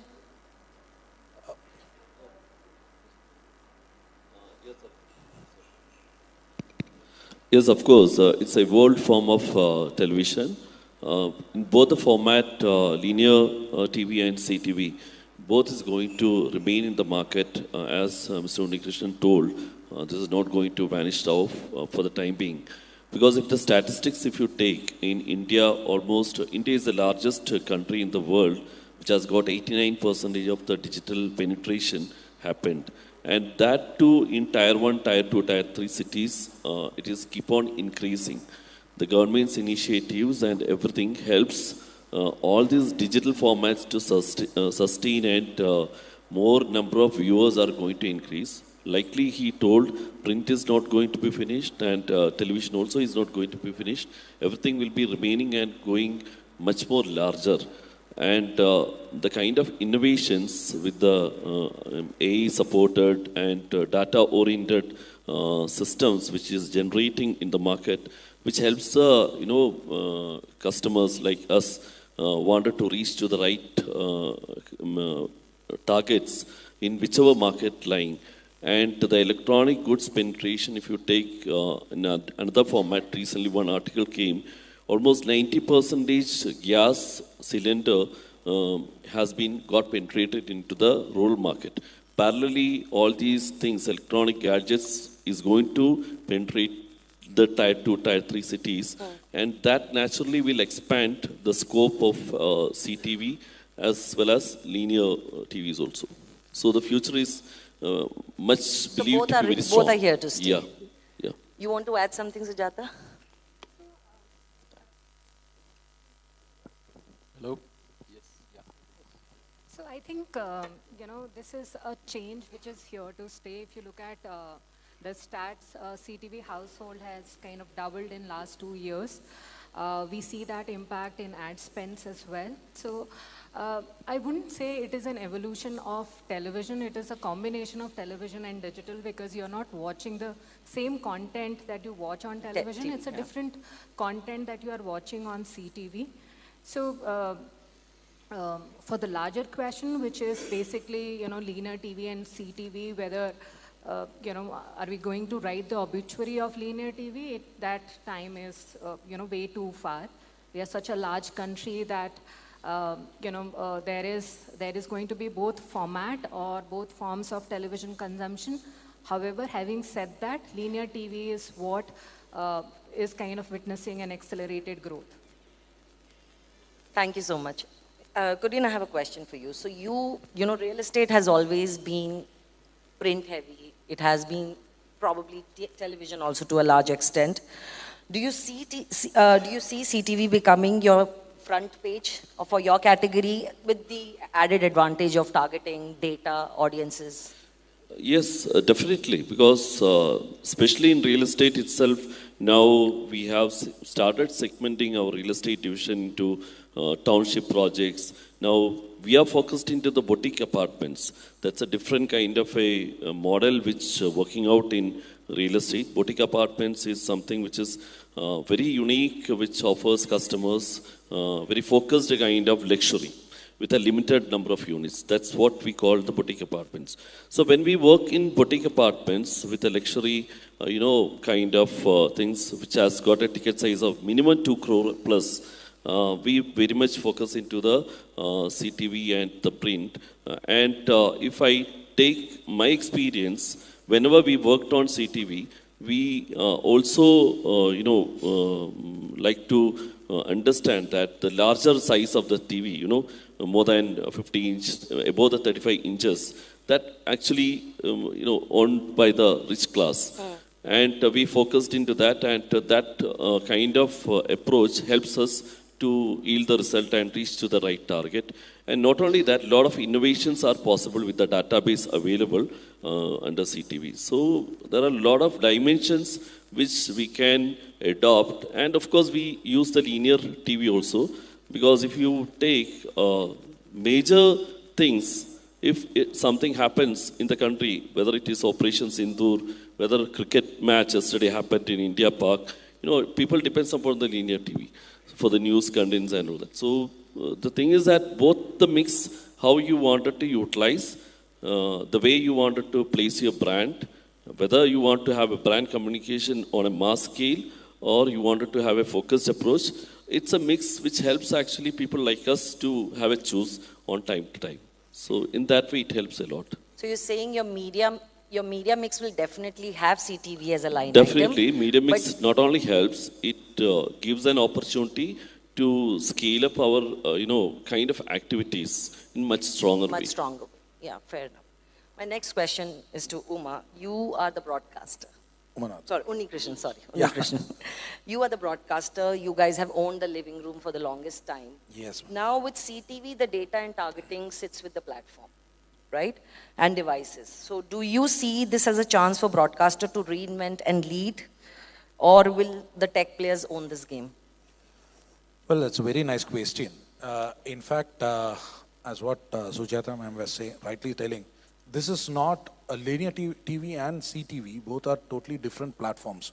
Though the content is the same. Same, yeah. The advertiser, the way, as our Mr. Kurian was saying, the advertisers mix into advertising into a CTV will be different from that of a linear TV. So I don't feel or I don't see a challenge there. But then, as Mr. Ramsay was saying in the previous thing, see, CTV is like, I can't even call as 1/3 of the linear TV's penetration, but then definitely the reach and penetration will increase. And it presently serves SEC A or A+. So as long as, it doesn't go down, I don't see a threat there, basically. Go down to SEC, BC or whatever. But having said that, as how she was telling, it is more a digital driven content there rather than what we provide as such in terms of just television content basically is. So yeah, I don't really find a big difference there, but then. But is this pushing you to build your own data ecosystem? In fact, yes. Yeah? See, we have to openly embrace whatever is coming in. So if we are like kind of resistant to whatever is, the future, yes. And we just say that it's just narration and then there isn't any point in heeding to it, it is kind of ringing that bell. So what we need to do, or what we are, as far as Asianet News is concerned, what we are planning to do is that explore the possibilities of how this can evolve into a better medium. Package it in such a way that both linear and CTV kind of coexist together. And it benefits the broadcasters. End of the day, the content is the same, right? The content is the king, That's so right. there's no shying away from that. Sharath, I have a question for you. Yeah, your industry is extremely different from your regular advertisers, yes, right? I think I'm the only panelist coming from building material. Yeah, exactly. Okay. So it is very tricky industry. Unlike other panelists, they have a product to the end user. No, you are the backbone of probably a lot of industry, right? You are all the under backbone. infrastructure. To just add on, India is growing year on year by GDP close to 7 to 8%, out of which building material alone contributes close to 8%. So one of the largest contributor to the nation is the building material industry. So people are only aware about cement, steel, paints. There are close to 100 products or 100 materials is required to construct a end or a final home. Okay, as an end user, there, I would slightly differ from the other gentlemen. There is a huge potential for TV channels itself to get into the depthness. Other than cement, steel, and paint, they are not even pitching to a lot of categories like pipes, furnitures, fittings, exteriors, interiors. So many, I mean, there's a huge potential for this category itself. So are you saying you are a category that none of us have targeted to reach out to? You are all in a very comfort zone. So all the salespeople who are sitting here, please, you know who to talk to. So you all are in very comfort zone, only targeting to, No, I think you're absolutely right that, somewhere we all go to usual suspects and, we don't. Huge potential is there. Lot of products are So can you tell me your media budget or something? I'm just representing steel category, but I'm telling a lot of opportunities is there in terms of the product. I mean, we are limited to probably AI is coming, digital is coming, but there is a lot of space for these medias also. But do you see CTV as a space for you to talk to your audience? I'm talking about TV itself, it's still not explored full. Okay. TV will be a best medium to build the brand, whatever may be the product. Even for a pipe company, even for a fittings company, even for a adhesive, lot of chemicals, construction chemicals are coming. New products are coming in the industry. As a building material, lot of innovations are happening in the industry. Yes, I'm so sure. we are not pitching them. So your first journey has to explore the and linear. Cement, for your information, ma'am, cement contributes close to 8 to 9% to the nation's GDP, followed by steel, 3 to 5%. Okay, such a huge potential. Only in these two materials I'm talking. Just take paints, your adhesives, lot of scope is there, and lot of regional players are there. We are focusing only like brands like Tata, JSW, Ultratech. Lot of small kings are there. It's like Charan, Soran, Pandian, Pallavas. Each brand is having their own market share and they are number one. Suppose, for example, Coimbatore, if I take, there is a national player like JSW is having a market share of, suppose, 10 to 12%. There's a local player who's having 20% of the market share in this same market. So out of 100% of the market share, only 20% is being contributed by national brands.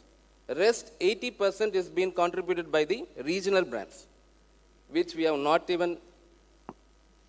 Yeah, I guess we all sometimes behave like frog in a well. So, then comes your CTV, whatever innovations in TV and all. My only suggestion is, a lot of entrepreneurs do not know how to make the product as a brand. Valid. And Tamil Nadu specifically contributes 25 lakh tons of cement is sold in Tamil Nadu. That is the data. And it is growing year on year 5 to 7%. But while, I'm happy taking the blame from this part of the business that, okay, we did not reach out. But could also be that, somewhere there is no conscious effort from your industry to talk to the end user. It's highly unorganized industry.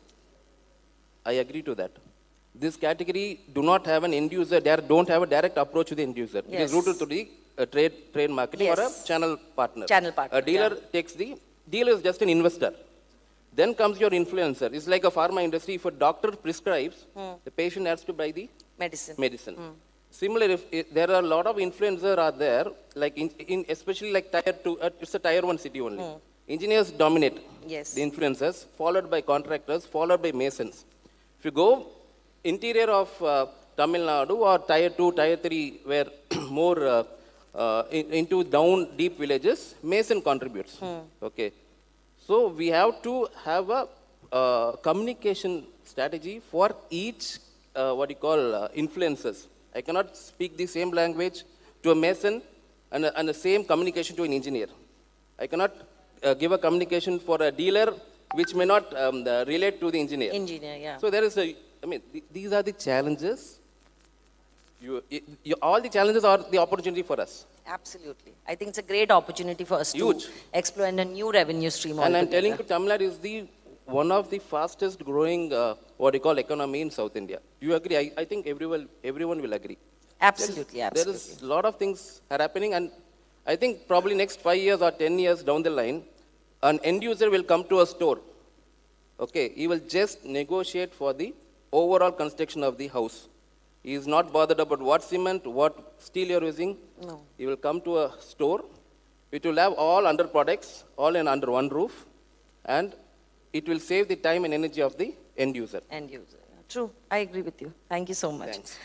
Uma, my next question is to you. You come from news, and you keep meeting. You meet all of us, right? You meet the brand, you meet the tech platform, you meet agencies. From your perspective, what's the most interesting shift you see in how the industry is really approaching CTV?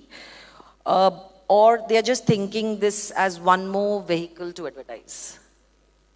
Before getting into it, I will just thank Sharad's stand, because he has straight away put a question on the person only, right? Ad sales. And the person in my left, and media agency owner. Yes, you both are not doing enough for the segment. No, I think all of us. He's made us all of us think. Finally, he put up question to the brand owners themselves. The real estate brands will run for their money down the line, because the people will directly go and negotiate with them in a couple of years. So, really a bold statement that you have made. Yeah, amazing. That's off to you. Coming to the thing. So, out of 2.68 trillion media entertainment economy across India, we need to agree that digital is taking a lead.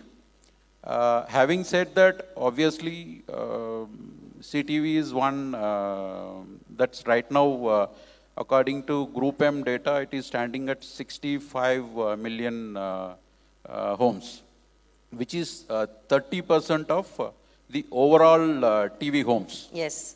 So, again, obviously, if it is growing at that level, my understanding is that while, yes, television is still a dominant player who's playing a very constructive role in terms of reach.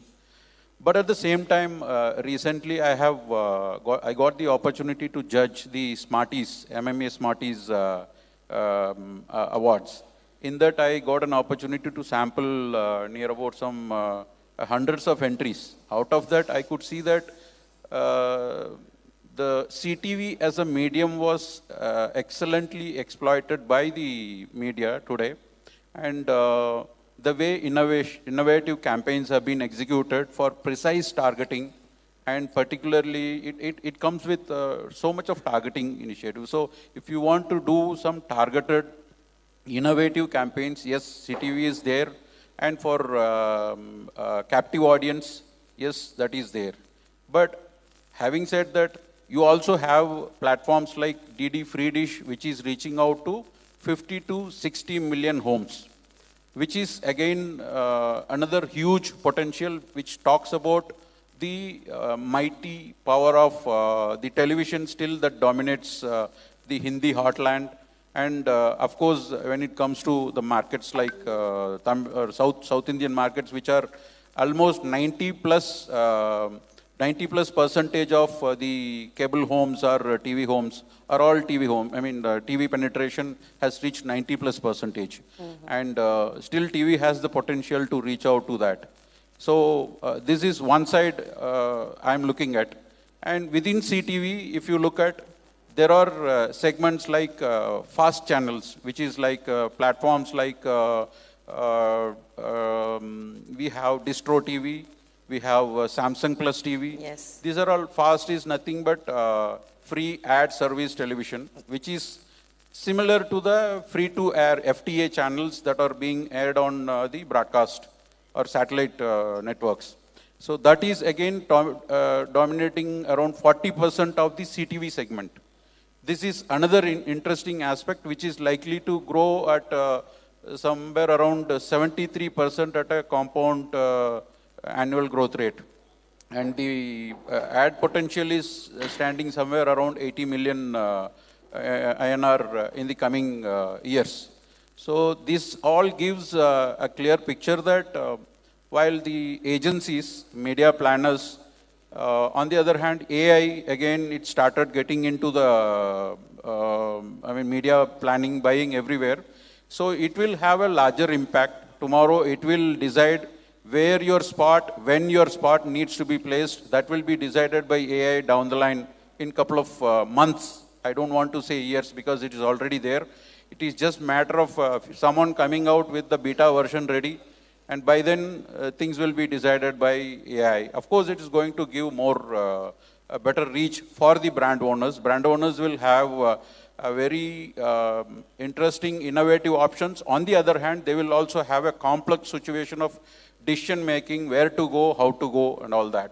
So it is a tough task for the agencies also to decide carefully how to bet it, where to bet it, when to bet it, and how closely work with the marketers or the brand owners.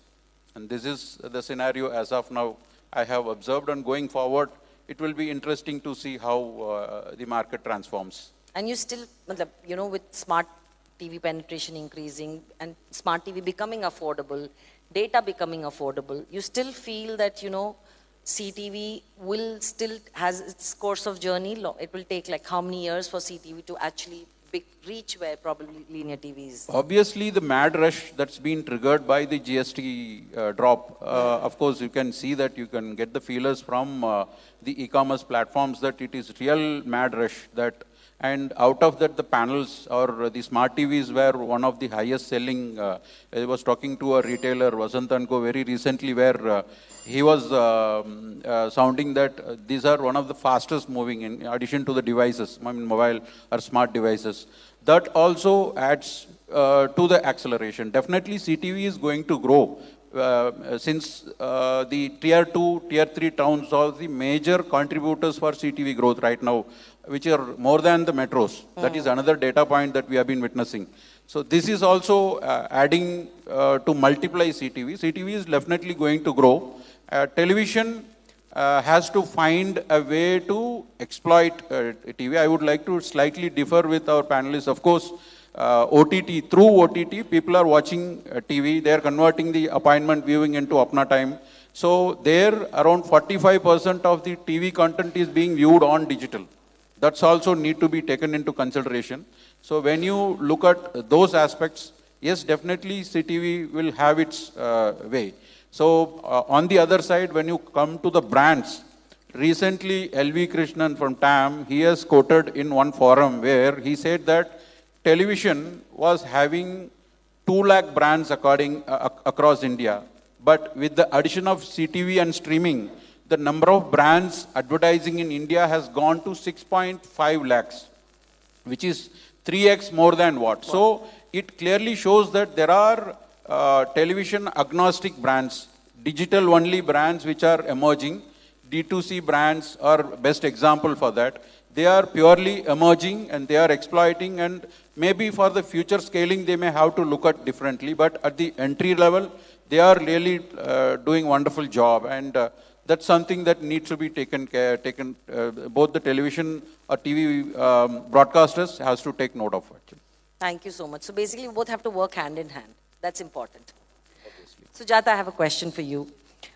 Agencies have always been the, you know, architects of how brands sees television. With CTV, the rules seem to be, you know, rewritten by data and tech platforms. So do you see agencies leading this redefinition, or is there a risk of letting platforms shape the future of CTV? So I wouldn't say platform, I would say it will be audience. Okay. So everybody follows audience, be it platform or be it advertiser. I think one of the thing one question that you had asked earlier, which is to do with platform owning the data and therefore the impact of that. As an equal custodian of brand growth or business growth, agencies are keeping pace with the changes and keeping our stakeholders informed in terms of what is next and what is new, and therefore how do we kind of navigate that journey.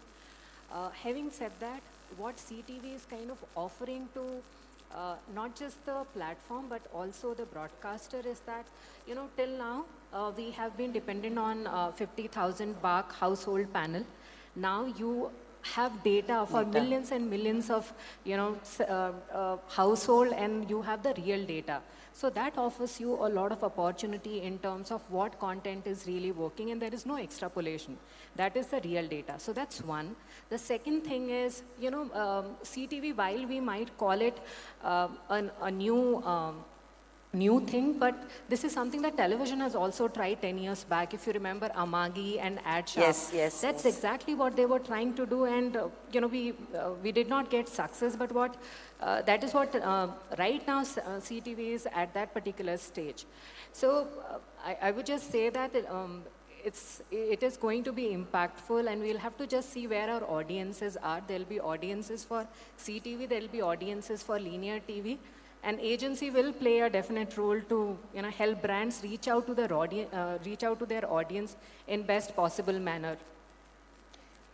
So when you make your media mix, when you do your planning, where does CTV fit in the overall scheme of things? Like, is it the additional line item, or is it a thought-through addition that, okay, fine, I need CTV? No. So it starts from what the objective is and what we are trying to achieve. So, it will start from where the source of business is, who is going to be driving business. If I have a set of audiences whom I can reach out through CTV, then CTV is going to be part of the plan. So that would be the justification. We are no longer looking at CTV as, an additional line item. CTV will be part of the plan if it makes sense. If it is a widely distributed, product which is reaching out from tier 1 to, tier 3, 4 rural audiences, obviously, there is a case for linear TV because that gives you the lowest cost per reach. But if you have a brand which is, catering to, say, a tier 1 metro audiences, NCCSA, urban affluent audiences, then obviously, CT will be there. And the success of your campaigns, when you're doing linear TV plus probably you're doing CTV, is the success metric same, or it'll be completely? The success metric is, the similar thing. So when you are doing any campaign, you want to see two things. You want to see the impact on business. You want to see the impact on brand. And that's how you are kind of measuring it. There are a lot of brand lift studies happen. I haven't seen any brand lift study which says that there hasn't been any lift. But the true measure of the lift is lift in business. And, with CTV, there are multiple ways in which brand is actually, measuring the true impact on the business. As in, there are A/B tests that the brands are doing it. There are, test control scenarios that the brands are doing it. So, so that is being kept in mind, and the measure of success is the same, irrespective of what the touch point is. Yeah, fair enough, makes sense. Thank you so much. I have a question for you. So, how should a brand like yours, as an advertiser, think about frequency on CTV when the same household might be streaming across multiple devices and platforms? Yeah, that whole thing depends upon the purpose and objective what we are having in our mind, because we will plan accordingly, like ma'am has told earlier. Clearly, whether I need to go to the linear TV, whether I need to use a CTV, that entire thing depends upon my objective to reach out which audience and what should be the communication to whom I should be given. So clearly, once if I define on it, I'll have a mix of it and I will design on it. There is no standardized kind of principle which you have to put it across, to decide on your decision making on selecting the mix of the platforms. So it completely depends upon the objective. For example, sometime I used to do linear TV completely, and sometime I only go for the CTV with one of my product, with one of my communication customized and designed to reach to my targets. So in that way, we have to play. The marketer should have that kind of an idea and the skill to identify how the platforms to be utilized and the need to be communicated to your right target. So you clearly have a very set idea of what kind of products you should advertise on CTV versus what Yes, for that we use the data support and we use the existing customer feedbacks. We completely go along with the data analytics, and there are tools available wherein you can figure out what will perform and what won't perform and where you need to play. Even we have got a data analytics according to the channels, according to the reach and all that things. So we plan according to that. Okay, fine. Thank you so much. I have a question for you. How much time? So goes the future of television. Huh? We're discussing such an important. No, so my question to you is that will CTV force us to define what we mean by prime time, or would that still be a concept that probably will exist for linear TV? Okay, let me disrupt the whole thing. Okay. See, I don't remember it is, was it 2018 or 19? The IA convention happened in Cochin. So the whole narration then was digital taking over, and the whole point, what I was sitting in the audience, I was feeling is, the entire gamut of things were like, kind of pushing the fact that it is going to be a digital future. Well, Corona did accelerate it, and then it is now a ground reality. Now, looking back, I see a similar scenario wherein the whole narration is going, saying that CTV is going to be the future. But I personally feel, in this audience, SSEA predominantly, all of you are having smart televisions at home. Now, can any one of you rise and say who's watching CTV here? 1, 2, 3, 4, 5, not even half. No, I think people are not raising their hands. Come on, please. On a jovial method, I was just, my South head Pradeep was there.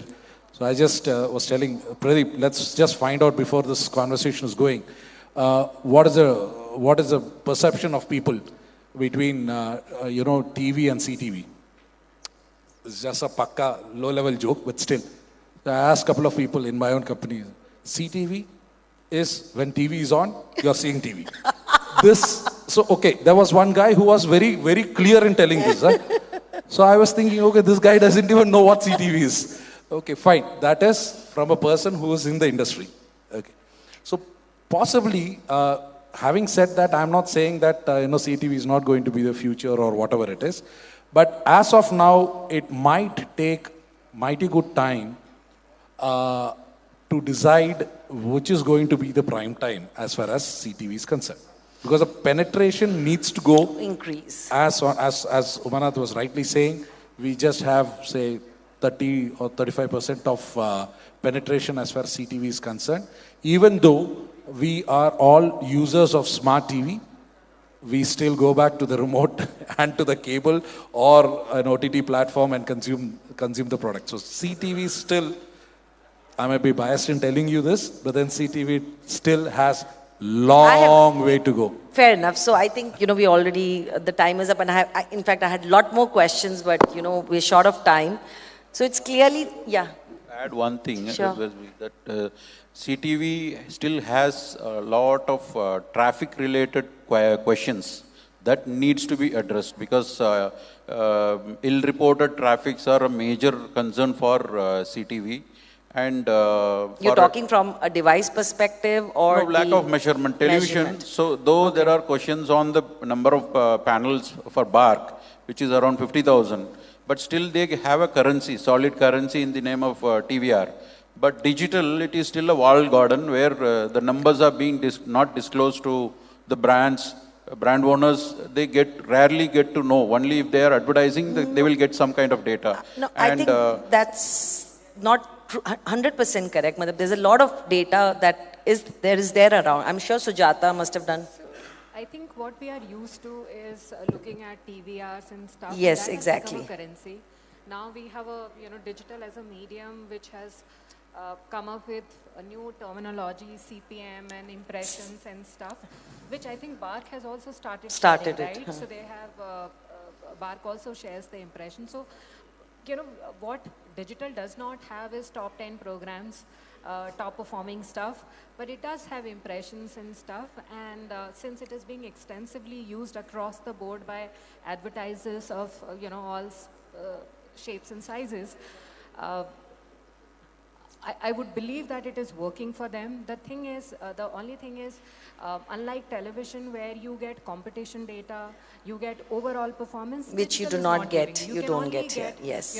How is your campaign doing? And that is one challenge which is obviously because there. somewhere CTV is in the cusp of digital or television, right? So we also don't have a unified metric. Yes, so measurement rate. I'm sure which will evolve.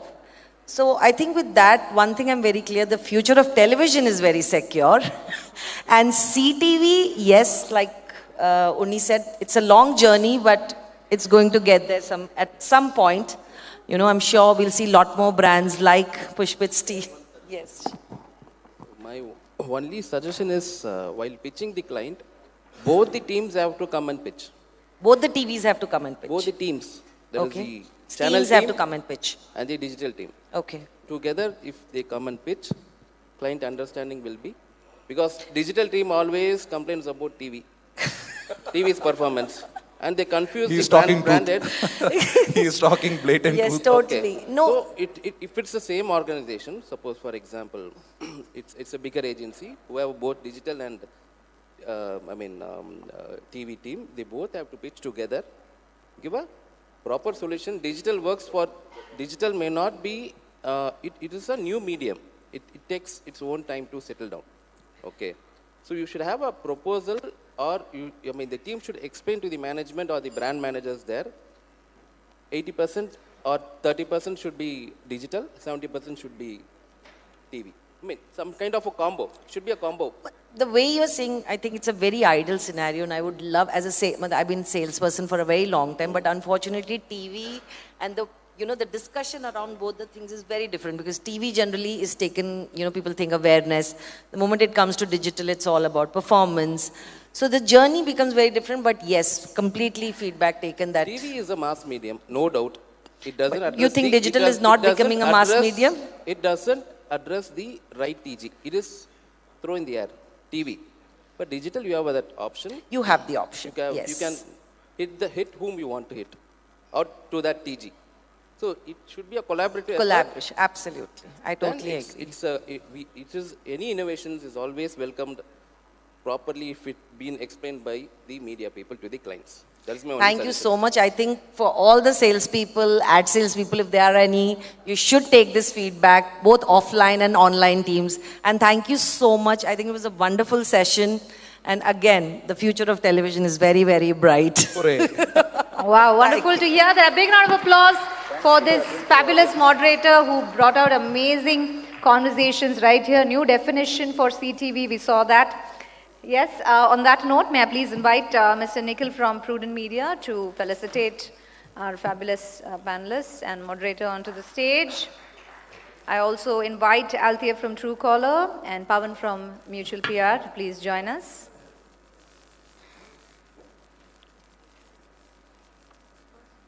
Apna time, prime time, nice.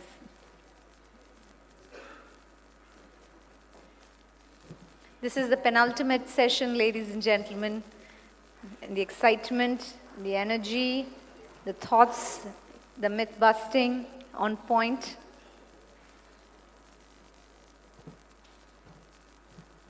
Requesting Althea to do the honors. Thank you so much, Nikhil.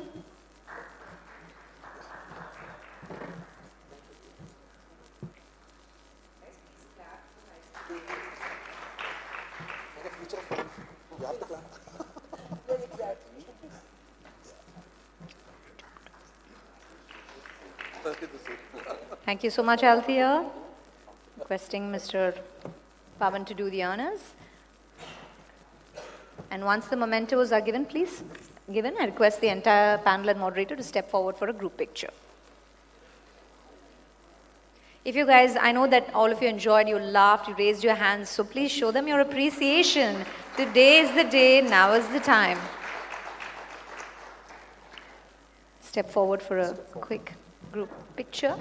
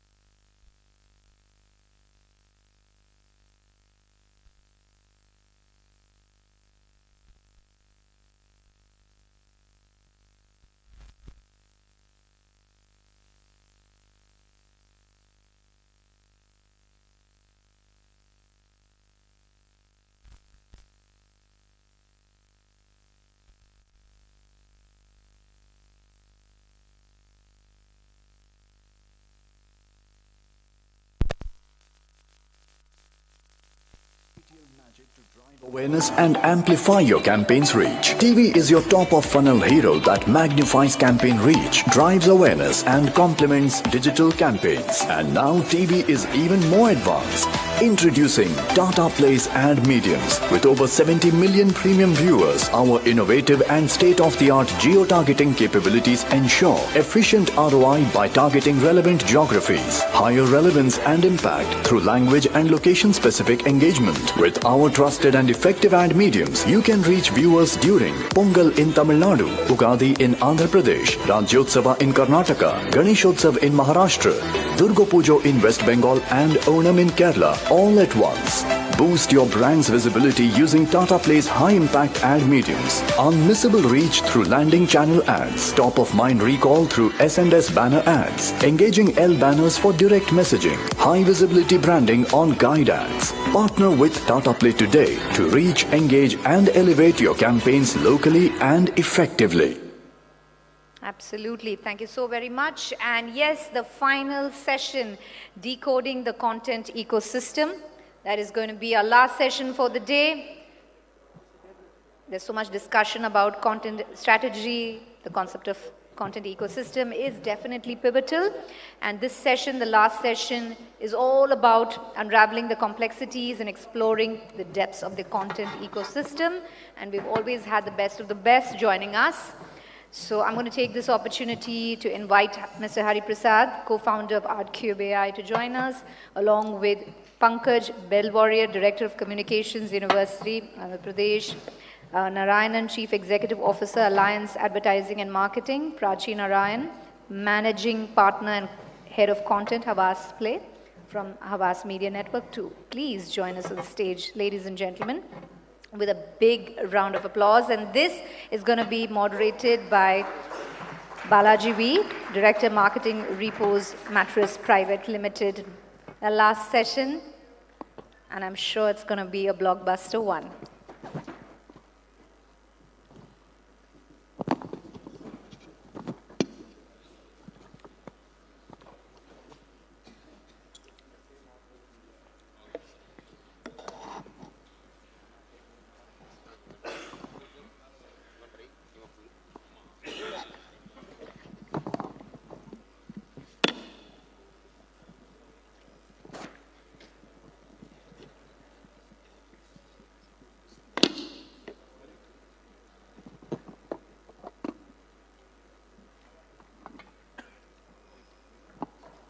Yes, the last session of the South India Media Summit. So can we give it up for them for a nice big round of applause, ladies and gentlemen? Yes. Over to you. Is your mic working?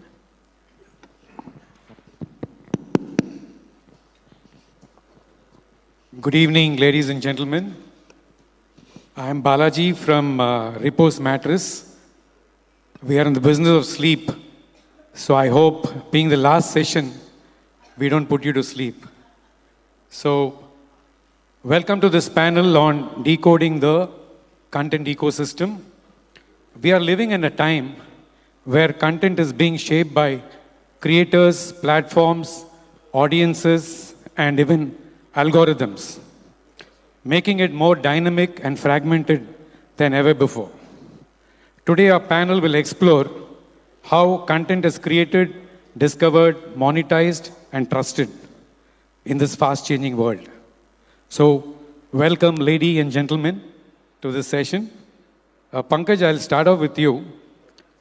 With so many formats, short form, long form, podcasts, OTT, social, what's shaping the content priorities of media companies right now? Yeah. Very good question, Balaji. You know, if you look at the overall ecosystem of content consumption worldwide, the content consumption in the current era has grown many-fold, essentially because of the multiple platforms available to consume the content. Every platform provides opportunity for relevant audience they cater to, and also the relevant form of the content, which is either short form or long form. All right. In the mobile first syndrome, you know, where you get up in the morning and the first thing that you pick up in terms of media, which is mobile, and the shrinking attention span, the short form content is taking over. And, you know, the mobile as a platform gives you the opportunity to browse through the short form content. So therefore, in this current era, which is called mobile first era, the short form content becomes very relevant for that era. And the short form content gives you brand awareness and gives you very high level of engagement, all right? However, it doesn't mean that the other form of content, which is long form content, is not relevant. The challenge of the short form content is it only gives you very high level of brand awareness and maybe higher engagement, but it doesn't give you the in-depth information about the product or services or any of the content that you're wanting to talk about. For any in-depth information, long-form content is important. Anybody who wants to know more about what you're talking about, the long-form content is irrelevant. Short-form content is very popular among the younger generation. We call Gen Z or even Gen Alpha. They are the ones who consume higher in the short-form content. But professionals or Gen X people, they want to know more detailed information about what you're talking about. So they get into long-form content. Long-form content like podcast, YouTube videos, articles, newspaper articles, media articles, that is where long-form content goes. The advantage of the long-form content is that you get to know detailed information about products, services, information, in my case, about the SRM University that we normally talk in the long-form content. And long-form content helps you building brand trust, brand credibility, and also the overall brand strength. So the ideal scenario today for a strategic approach for agency or a content creator is to have the combination of short form, which will give you immediate traction, immediate engagement, and maybe higher brand awareness, and a combination of a long form content, which will give you in-depth information about that product, which will give you brand visibility, brand equity, and brand strength. And combination of these two will give the message in totality and create a good brand awareness and, you know, brand mileage for this. So the both content format, short form and long form, is relevant in today's world. And a strategic approach would be to use the combination of both in the right platform to the right target audience. Okay. Thank you so much. Narayanan, this question is to you. In a world where anyone can be a creator, how do professionals differentiate themselves? Good evening, all of you. We are in the land of Tamil Nadu, so I think to answer the question, I will actually have a Rajnikant dialogue which says, "Yen vai, tani vai." It means it's like I have a differentiated way, and that really stands out. I think to answer your question, professional really stands out. And the reason why they do it is because they have of the trust they create with their viewers. That's very important. As Arnab highlighted in the earlier session, it's all about authenticity. I think that's more important. Above all, it's like expertise and subject matter. I think that clearly differentiates them. Yeah, we know that many of the new creators, like now anyone can be a creator, as you rightly pointed. Content is accessible, and everyone is more free to create any content they want.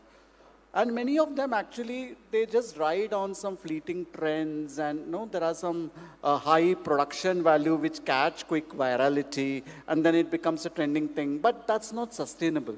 I mean, you need to really kind of build content and be consistent for a longer period. Now, I think I'll give you 3 examples of this. One is a go-to person. Like, I mean, I think there's one content creator I follow, Ankur Variku, and he has a lot of digital expertise in building digital brands. Now, the way he gives his insights, which is insights on clearly is on finance, it's on productivity, it's on entrepreneurship. And though the content is very entertaining, but the insights are really remarkable. And it connects a kind of emotional resonance with the with the viewer. And actually, it's not just about successes, it's also about the failures and giving real life examples which really stand out. So professional that way really stands out, which really transitions, I mean, in this case, he has transitioned himself as an educator and a true life coach. And transition has happened from being just a kind of information giver to a perfectionist. Like I would say, performer to a perfectionist. I think that's my first example. The second example, I think, is also specific to Tamil Nadu. Let's take a Tamil Nadu example only, since we are in that state. I think there's a YouTuber who started as a YouTuber. I think his name is Madan Gauri. So he has this remarkable ability of breaking down complex topics like current affairs, science, history, into in a simple layman's term. Now that has really caught attention. I mean, I was surprised to see his million viewers. It's almost 8.6 million subscribers, of not even views. It's subscribers to his channel. And that because it really brings in this kind of subject matter, which is all about news and information, and it's blended with cultural relevance. I think that makes it really like specific to Tamil Nadu. And he's also gone, in many cases, gone hyperlocal in terms of content, which really has given him that kind of advantage. And he has transitioned, though he started as a mere YouTuber, but I think now he's positioned himself as a credible media person. I think that's a transition which happened, and that's come to consistency. It's not to a one-off example. So that establishing that trust and that credibility is very, very important. And that really differentiates the professional from an amateur. I think that's how I would answer your question. Thank you. That was interesting. Hariprasad, you made a very awesome presentation about your company, artcube.ai.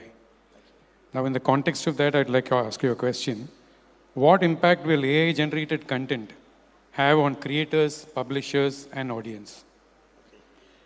Okay, so starting with the creators, right? Very initially, I think creators will be very, very happy because, you know, they have tools at their disposal, which really get the best out of what their mind is kind of thinking about from a creative sense perspective. But I think what would happen as tools also evolve, the creators also need to, you know, upskill themselves. So a lot of creators who are probably just on the periphery, trying to, you know, get into the industry would find it very tough to cope up and create very quality content. So that could be a dilemma for a lot of people trying to enter in the era of, you know, AI-powered content. So that said, also differentiation of content can become very, very, you know, tricky. So for example, let's say in this room, you want to, you know, have a dragon appear and, you know, kind of swirl through from left to right. So you use some sort of, you know, multimodal text prompting in one of these AI tools, right? So that would be the typical practice that most of the creators would kind of end up doing. So that prompting is the same, whether you do it or I do it, or someone from the audience does it. The prompt, the dragon, the type of dragon, all of it will be pretty much similar. And probably, I mean, you know, there's no differentiation between what one could create versus the other. So to create very professional grade content will be extremely, extremely tricky because it's just a combination of not just, you know, some sort of prompting, but it requires very advanced techniques. So similar to what our sort of companies or very specialized companies end up doing. So the way we would, you know, just to summarize on the creative part, creators will find it very easy to start off with, but to create professional grade content, you need to, you know, really work hard and or upskill to, you know, kind of get there, point one. Second, from a monetization perspective, because user-generated content has always been monetized, right? So what normal creators could, you know, kind of end up doing is that their income levels can drop because what you kind of generate will be pretty much similar to, you know, I mean, there's not great differentiation until there's a lot of time, effort, and upskill that's kind of, you know, put in, and also investment in sort of tools and techniques, right? I think that is one part of the creator thing. Now coming to the publishers. So publisher has another dilemma, right? Because there's so much of content getting created, plethora of content getting created. I think for a UGC platform like YouTube, it doesn't make any difference, right? Because already I'm in the volume of content that's kind of getting uploaded on a daily basis is very, very high.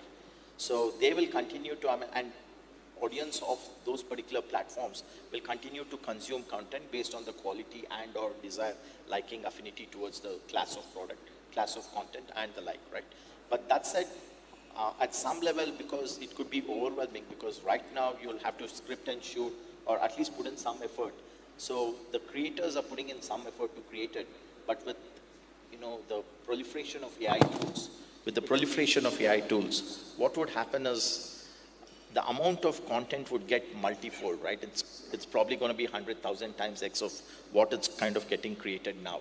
So content platforms also will, my sense is, kind of arrive at some mechanism by which they want to moderate it, because not every content is treated equally and not everything can be monetized in the same length and breadth. So I think there'll be some amount of, techniques that will be used by some of these well-established platforms to kind of regulate from a user-generated content perspective.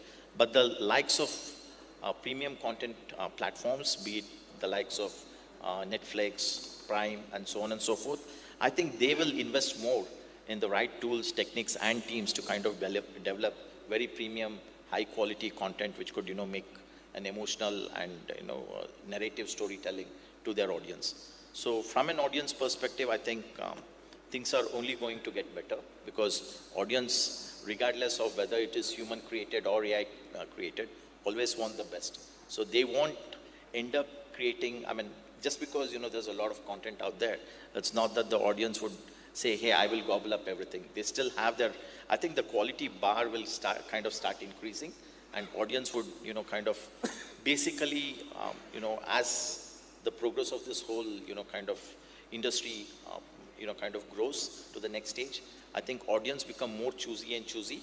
So that will probably have a flywheel effect, right? So audience only consume very, very high quality or content which they think they like, for whatever reason that could be, right? And so that creates a flywheel wherein, certain class of content is consumed by certain TG. And so the creators of those content again kind of go back to their drawing rooms and become more, active and, kind of put in more efforts to kind of generate quality content. So that way, I think the entire ecosystem, each stakeholder or each categorization has different attributes, and it kind of gets treated accordingly. Yeah, thanks. Thank you. Prachi, this question is to you. With technology and AI to real-time analytics becoming part of the creative process, how do you ensure that human intuition and emotional depth remain central to your, this one. See, brands are all about emotions and all that, right? That's the way brands have been built. But how does this work in this case?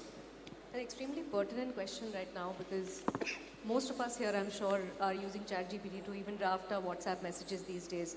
While the convenience is there, when we craft stories, how do you keep it close to what humans really are, right? I feel technology is essentially a GPS, but not the driver. I think, technology, it could be AI, it could be automation, it could be analytics, all of that could help you, chart out your route. It could help you optimize your journey. It could help you even, update you about the roadblocks that are upcoming. But it is eventually the human storyteller that is going to decide where to go and why.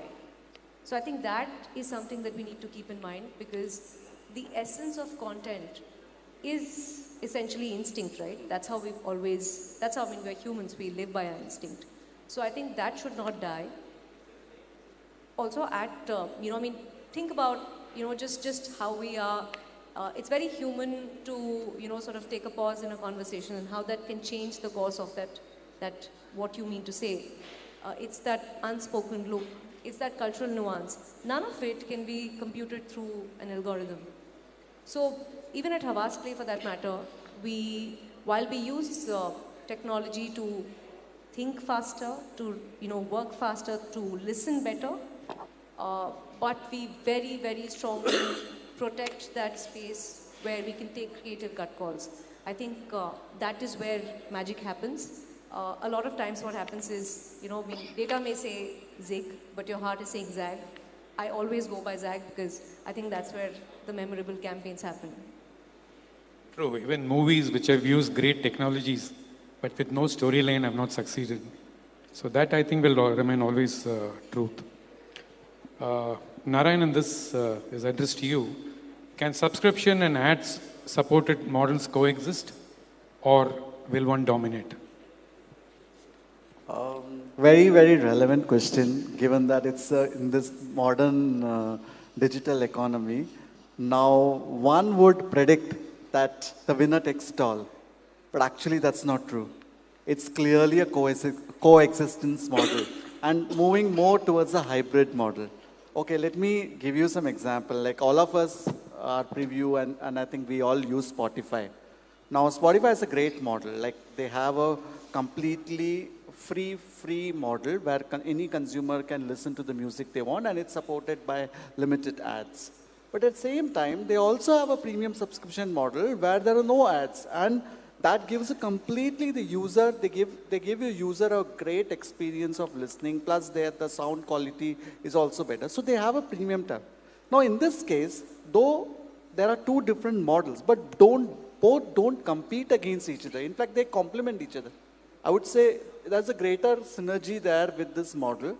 And eventually, every model, like every platform, is going to be, whether it's, even if you take JioStar, and even if you take many others. I'll give one more example. I think New York Times, I think that's a great example of where they pivoted this completely subscription-led model. They felt that their information which they are giving are so valuable and so insightful that their readers would pay a premium to it. So I think it's a completely subscription model, and I think many of the international or the global newsmakers are moving to that, news publishers are moving to that model, which clearly, though they have a trial version so that people can sample them, but eventually it's only for a few days where where their subscription hits a payment paywall, and they have to do a payment anyway. So I think it's moving to that model. I'll give you one more. I mean, these are two different platforms. I mean, so Spotify is a great one, and then there's New York Times. But if you take a common, like if you take a YouTube, let's say I was surprised to see a YouTube. All of us knew that is a very popular gamer, I think, called Carrie Minati. I mean, we might not know, our children might know, and very popular among teens and youth, and I think you will be surprised to see the subscriber count of almost 45 million. And each videos deliver around 75 to 80 million views. Okay, now the model is the creator or the subscriber or the content creator clearly strives on the business he gets, on the revenues from his free advertising. He gets that anyway, and that's great because Google or YouTube monetizes for his content, and it's largely YouTube content, and he gets his revenue stream, fixed revenue stream from that. But at the same time, what he has done is, in YouTube itself, he has created this kind of subscription model, which is similar to a membership perk or something, where his kind of loyal fans can interact with him. They can ask him questions. The questions are given live. At the same time, he also gives them some kind of freebie. I mean, not freebies. I will say it is, I think, emojis, something. He gives something like a customized emojis and this which they can display in their social media or something. So it is also a model where it's a free subscription, but at the same time, to kind of interact with and keep his fans loyal, there's a kind of a very personalized or interactive experiences which he shares.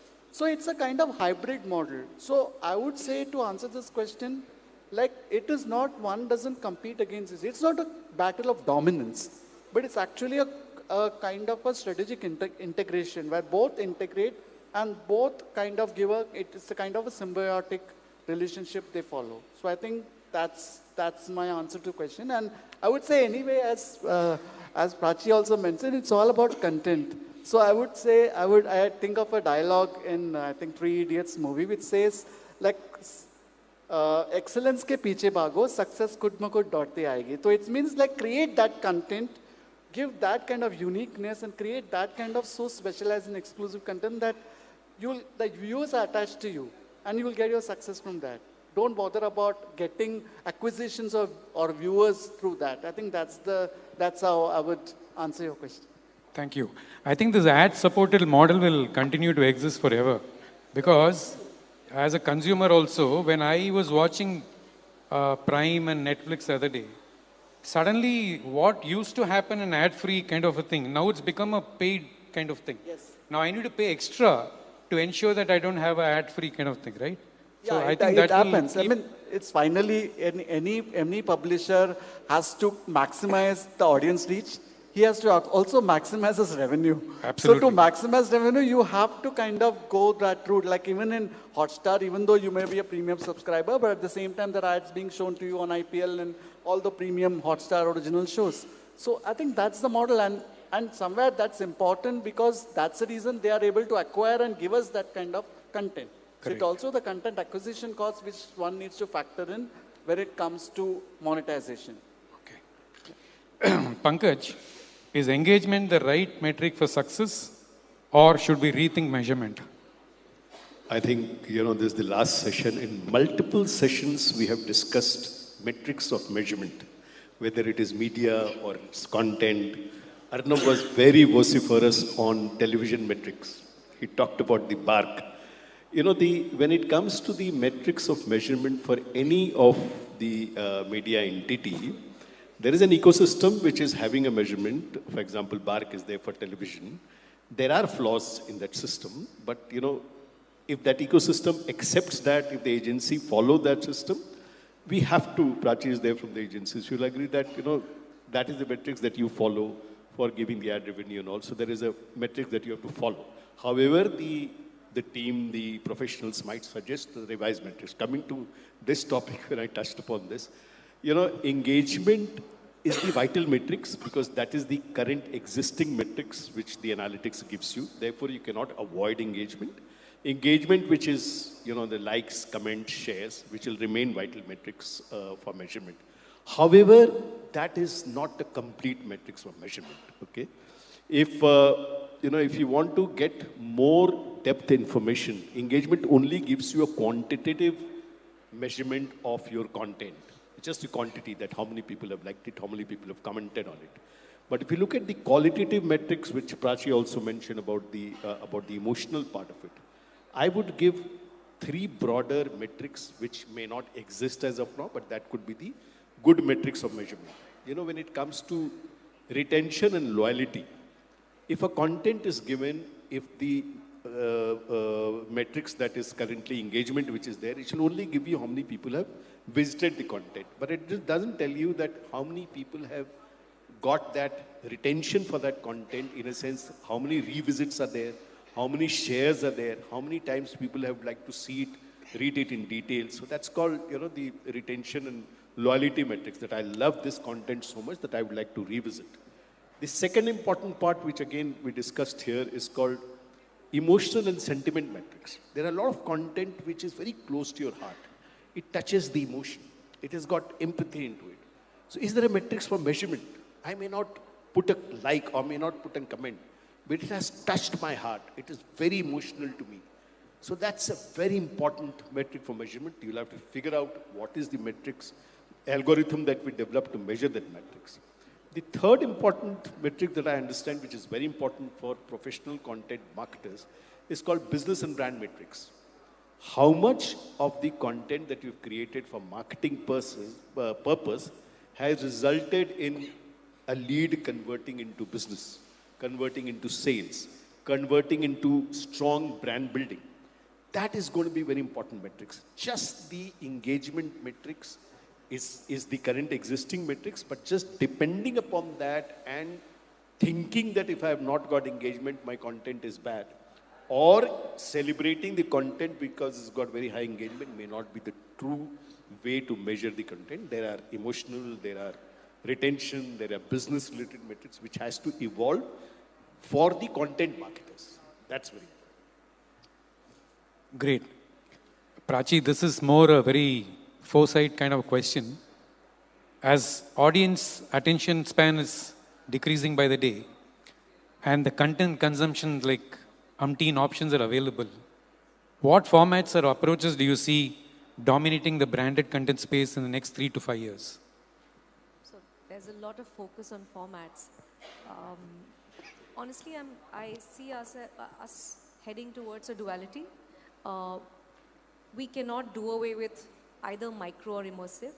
I think I see them joining hands to create something meaningful. I think that's the way it should be ideally. When it comes to micro formats, shorter formats, let's say there are snackable reels, a lot of interactive formats. That's essentially to catch eyeballs. And at the other end, you've got the long formats, the immersive formats, AR, VR experiences, there's live experiences, and then there are these longer branded documentaries. Essentially, those lead to long-term impact when they sort of bring the audience in, but they keep the audience in for longer.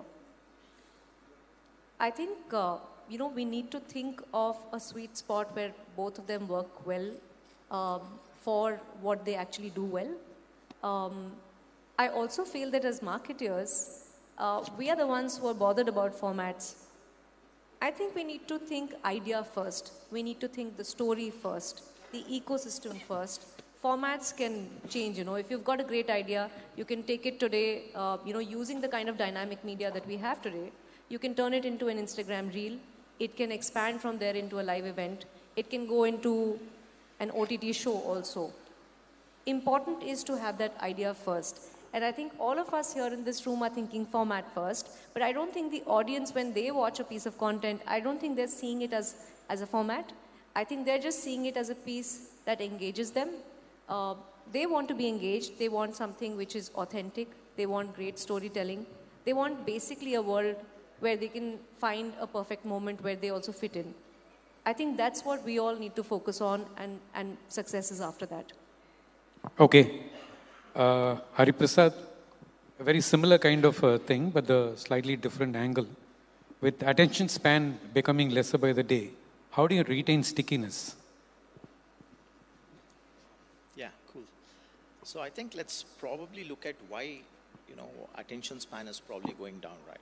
So probably I think, humans are designed to, kind of do a certain set of activities in the day for a certain hours of time, right? So for example, typically 9 to 10 hours of work, some personal time, some family time, and some entertainment time, right?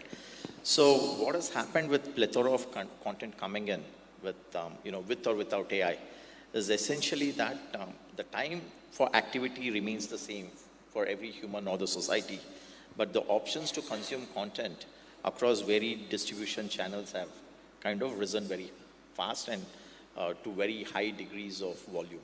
So people do not have, so say as a kid, I would probably, watch, I had no much choice, right? So I would probably watch a Doordarshan or whatever, 1 or 2 series or 1 movie a week or something like that, because that is what was available to me at that point. But now I think because of the varied developments all across, right? So you have a lot of options, and people have to sample it. It's just like you going for a buffet food in maybe a Meridien here, right? So when you have just a la carte, you have 3-4 items that you like, but when you have a full spread, you gotta, quickly sample and get to a point where you wanna kind of, get to what you really like or what you wanna try at the end of the day. So content is no different, is what I believe, and that has probably, the philosophy that I just said has probably given rise to why short form of content is kind of getting popular.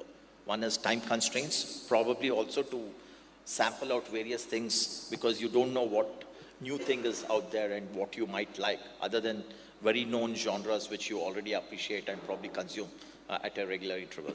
So that being the case, now advertising and monetization also needs to, kind of rehash and rethink how you address this sort of a phenomenon, right?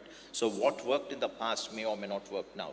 So obviously one thing is very, very sure in short form content, given that it's only 120 seconds or max, 180 or 240 seconds sort of formats, you don't have interruption ads and those sort of things that work typically, which are known to work in other formats. So probably one such thing that could work is, in content advertising, very, very emotionally connecting both with the storyline and to the context specifically could work. But apart from that, I think broad framework would be that everyone in the ecosystem need to probably iterate faster, develop end-to-end systems and processes wherein they test out. Basically test, iterate and learn fast and see what really sticks. So I think that would be the holy grail of how you make it successful in this short form content. This is to any one of you. Any examples of marketing innovations in branded content recently? You can share it. I've got a few if I start. I think last year we did something innovative.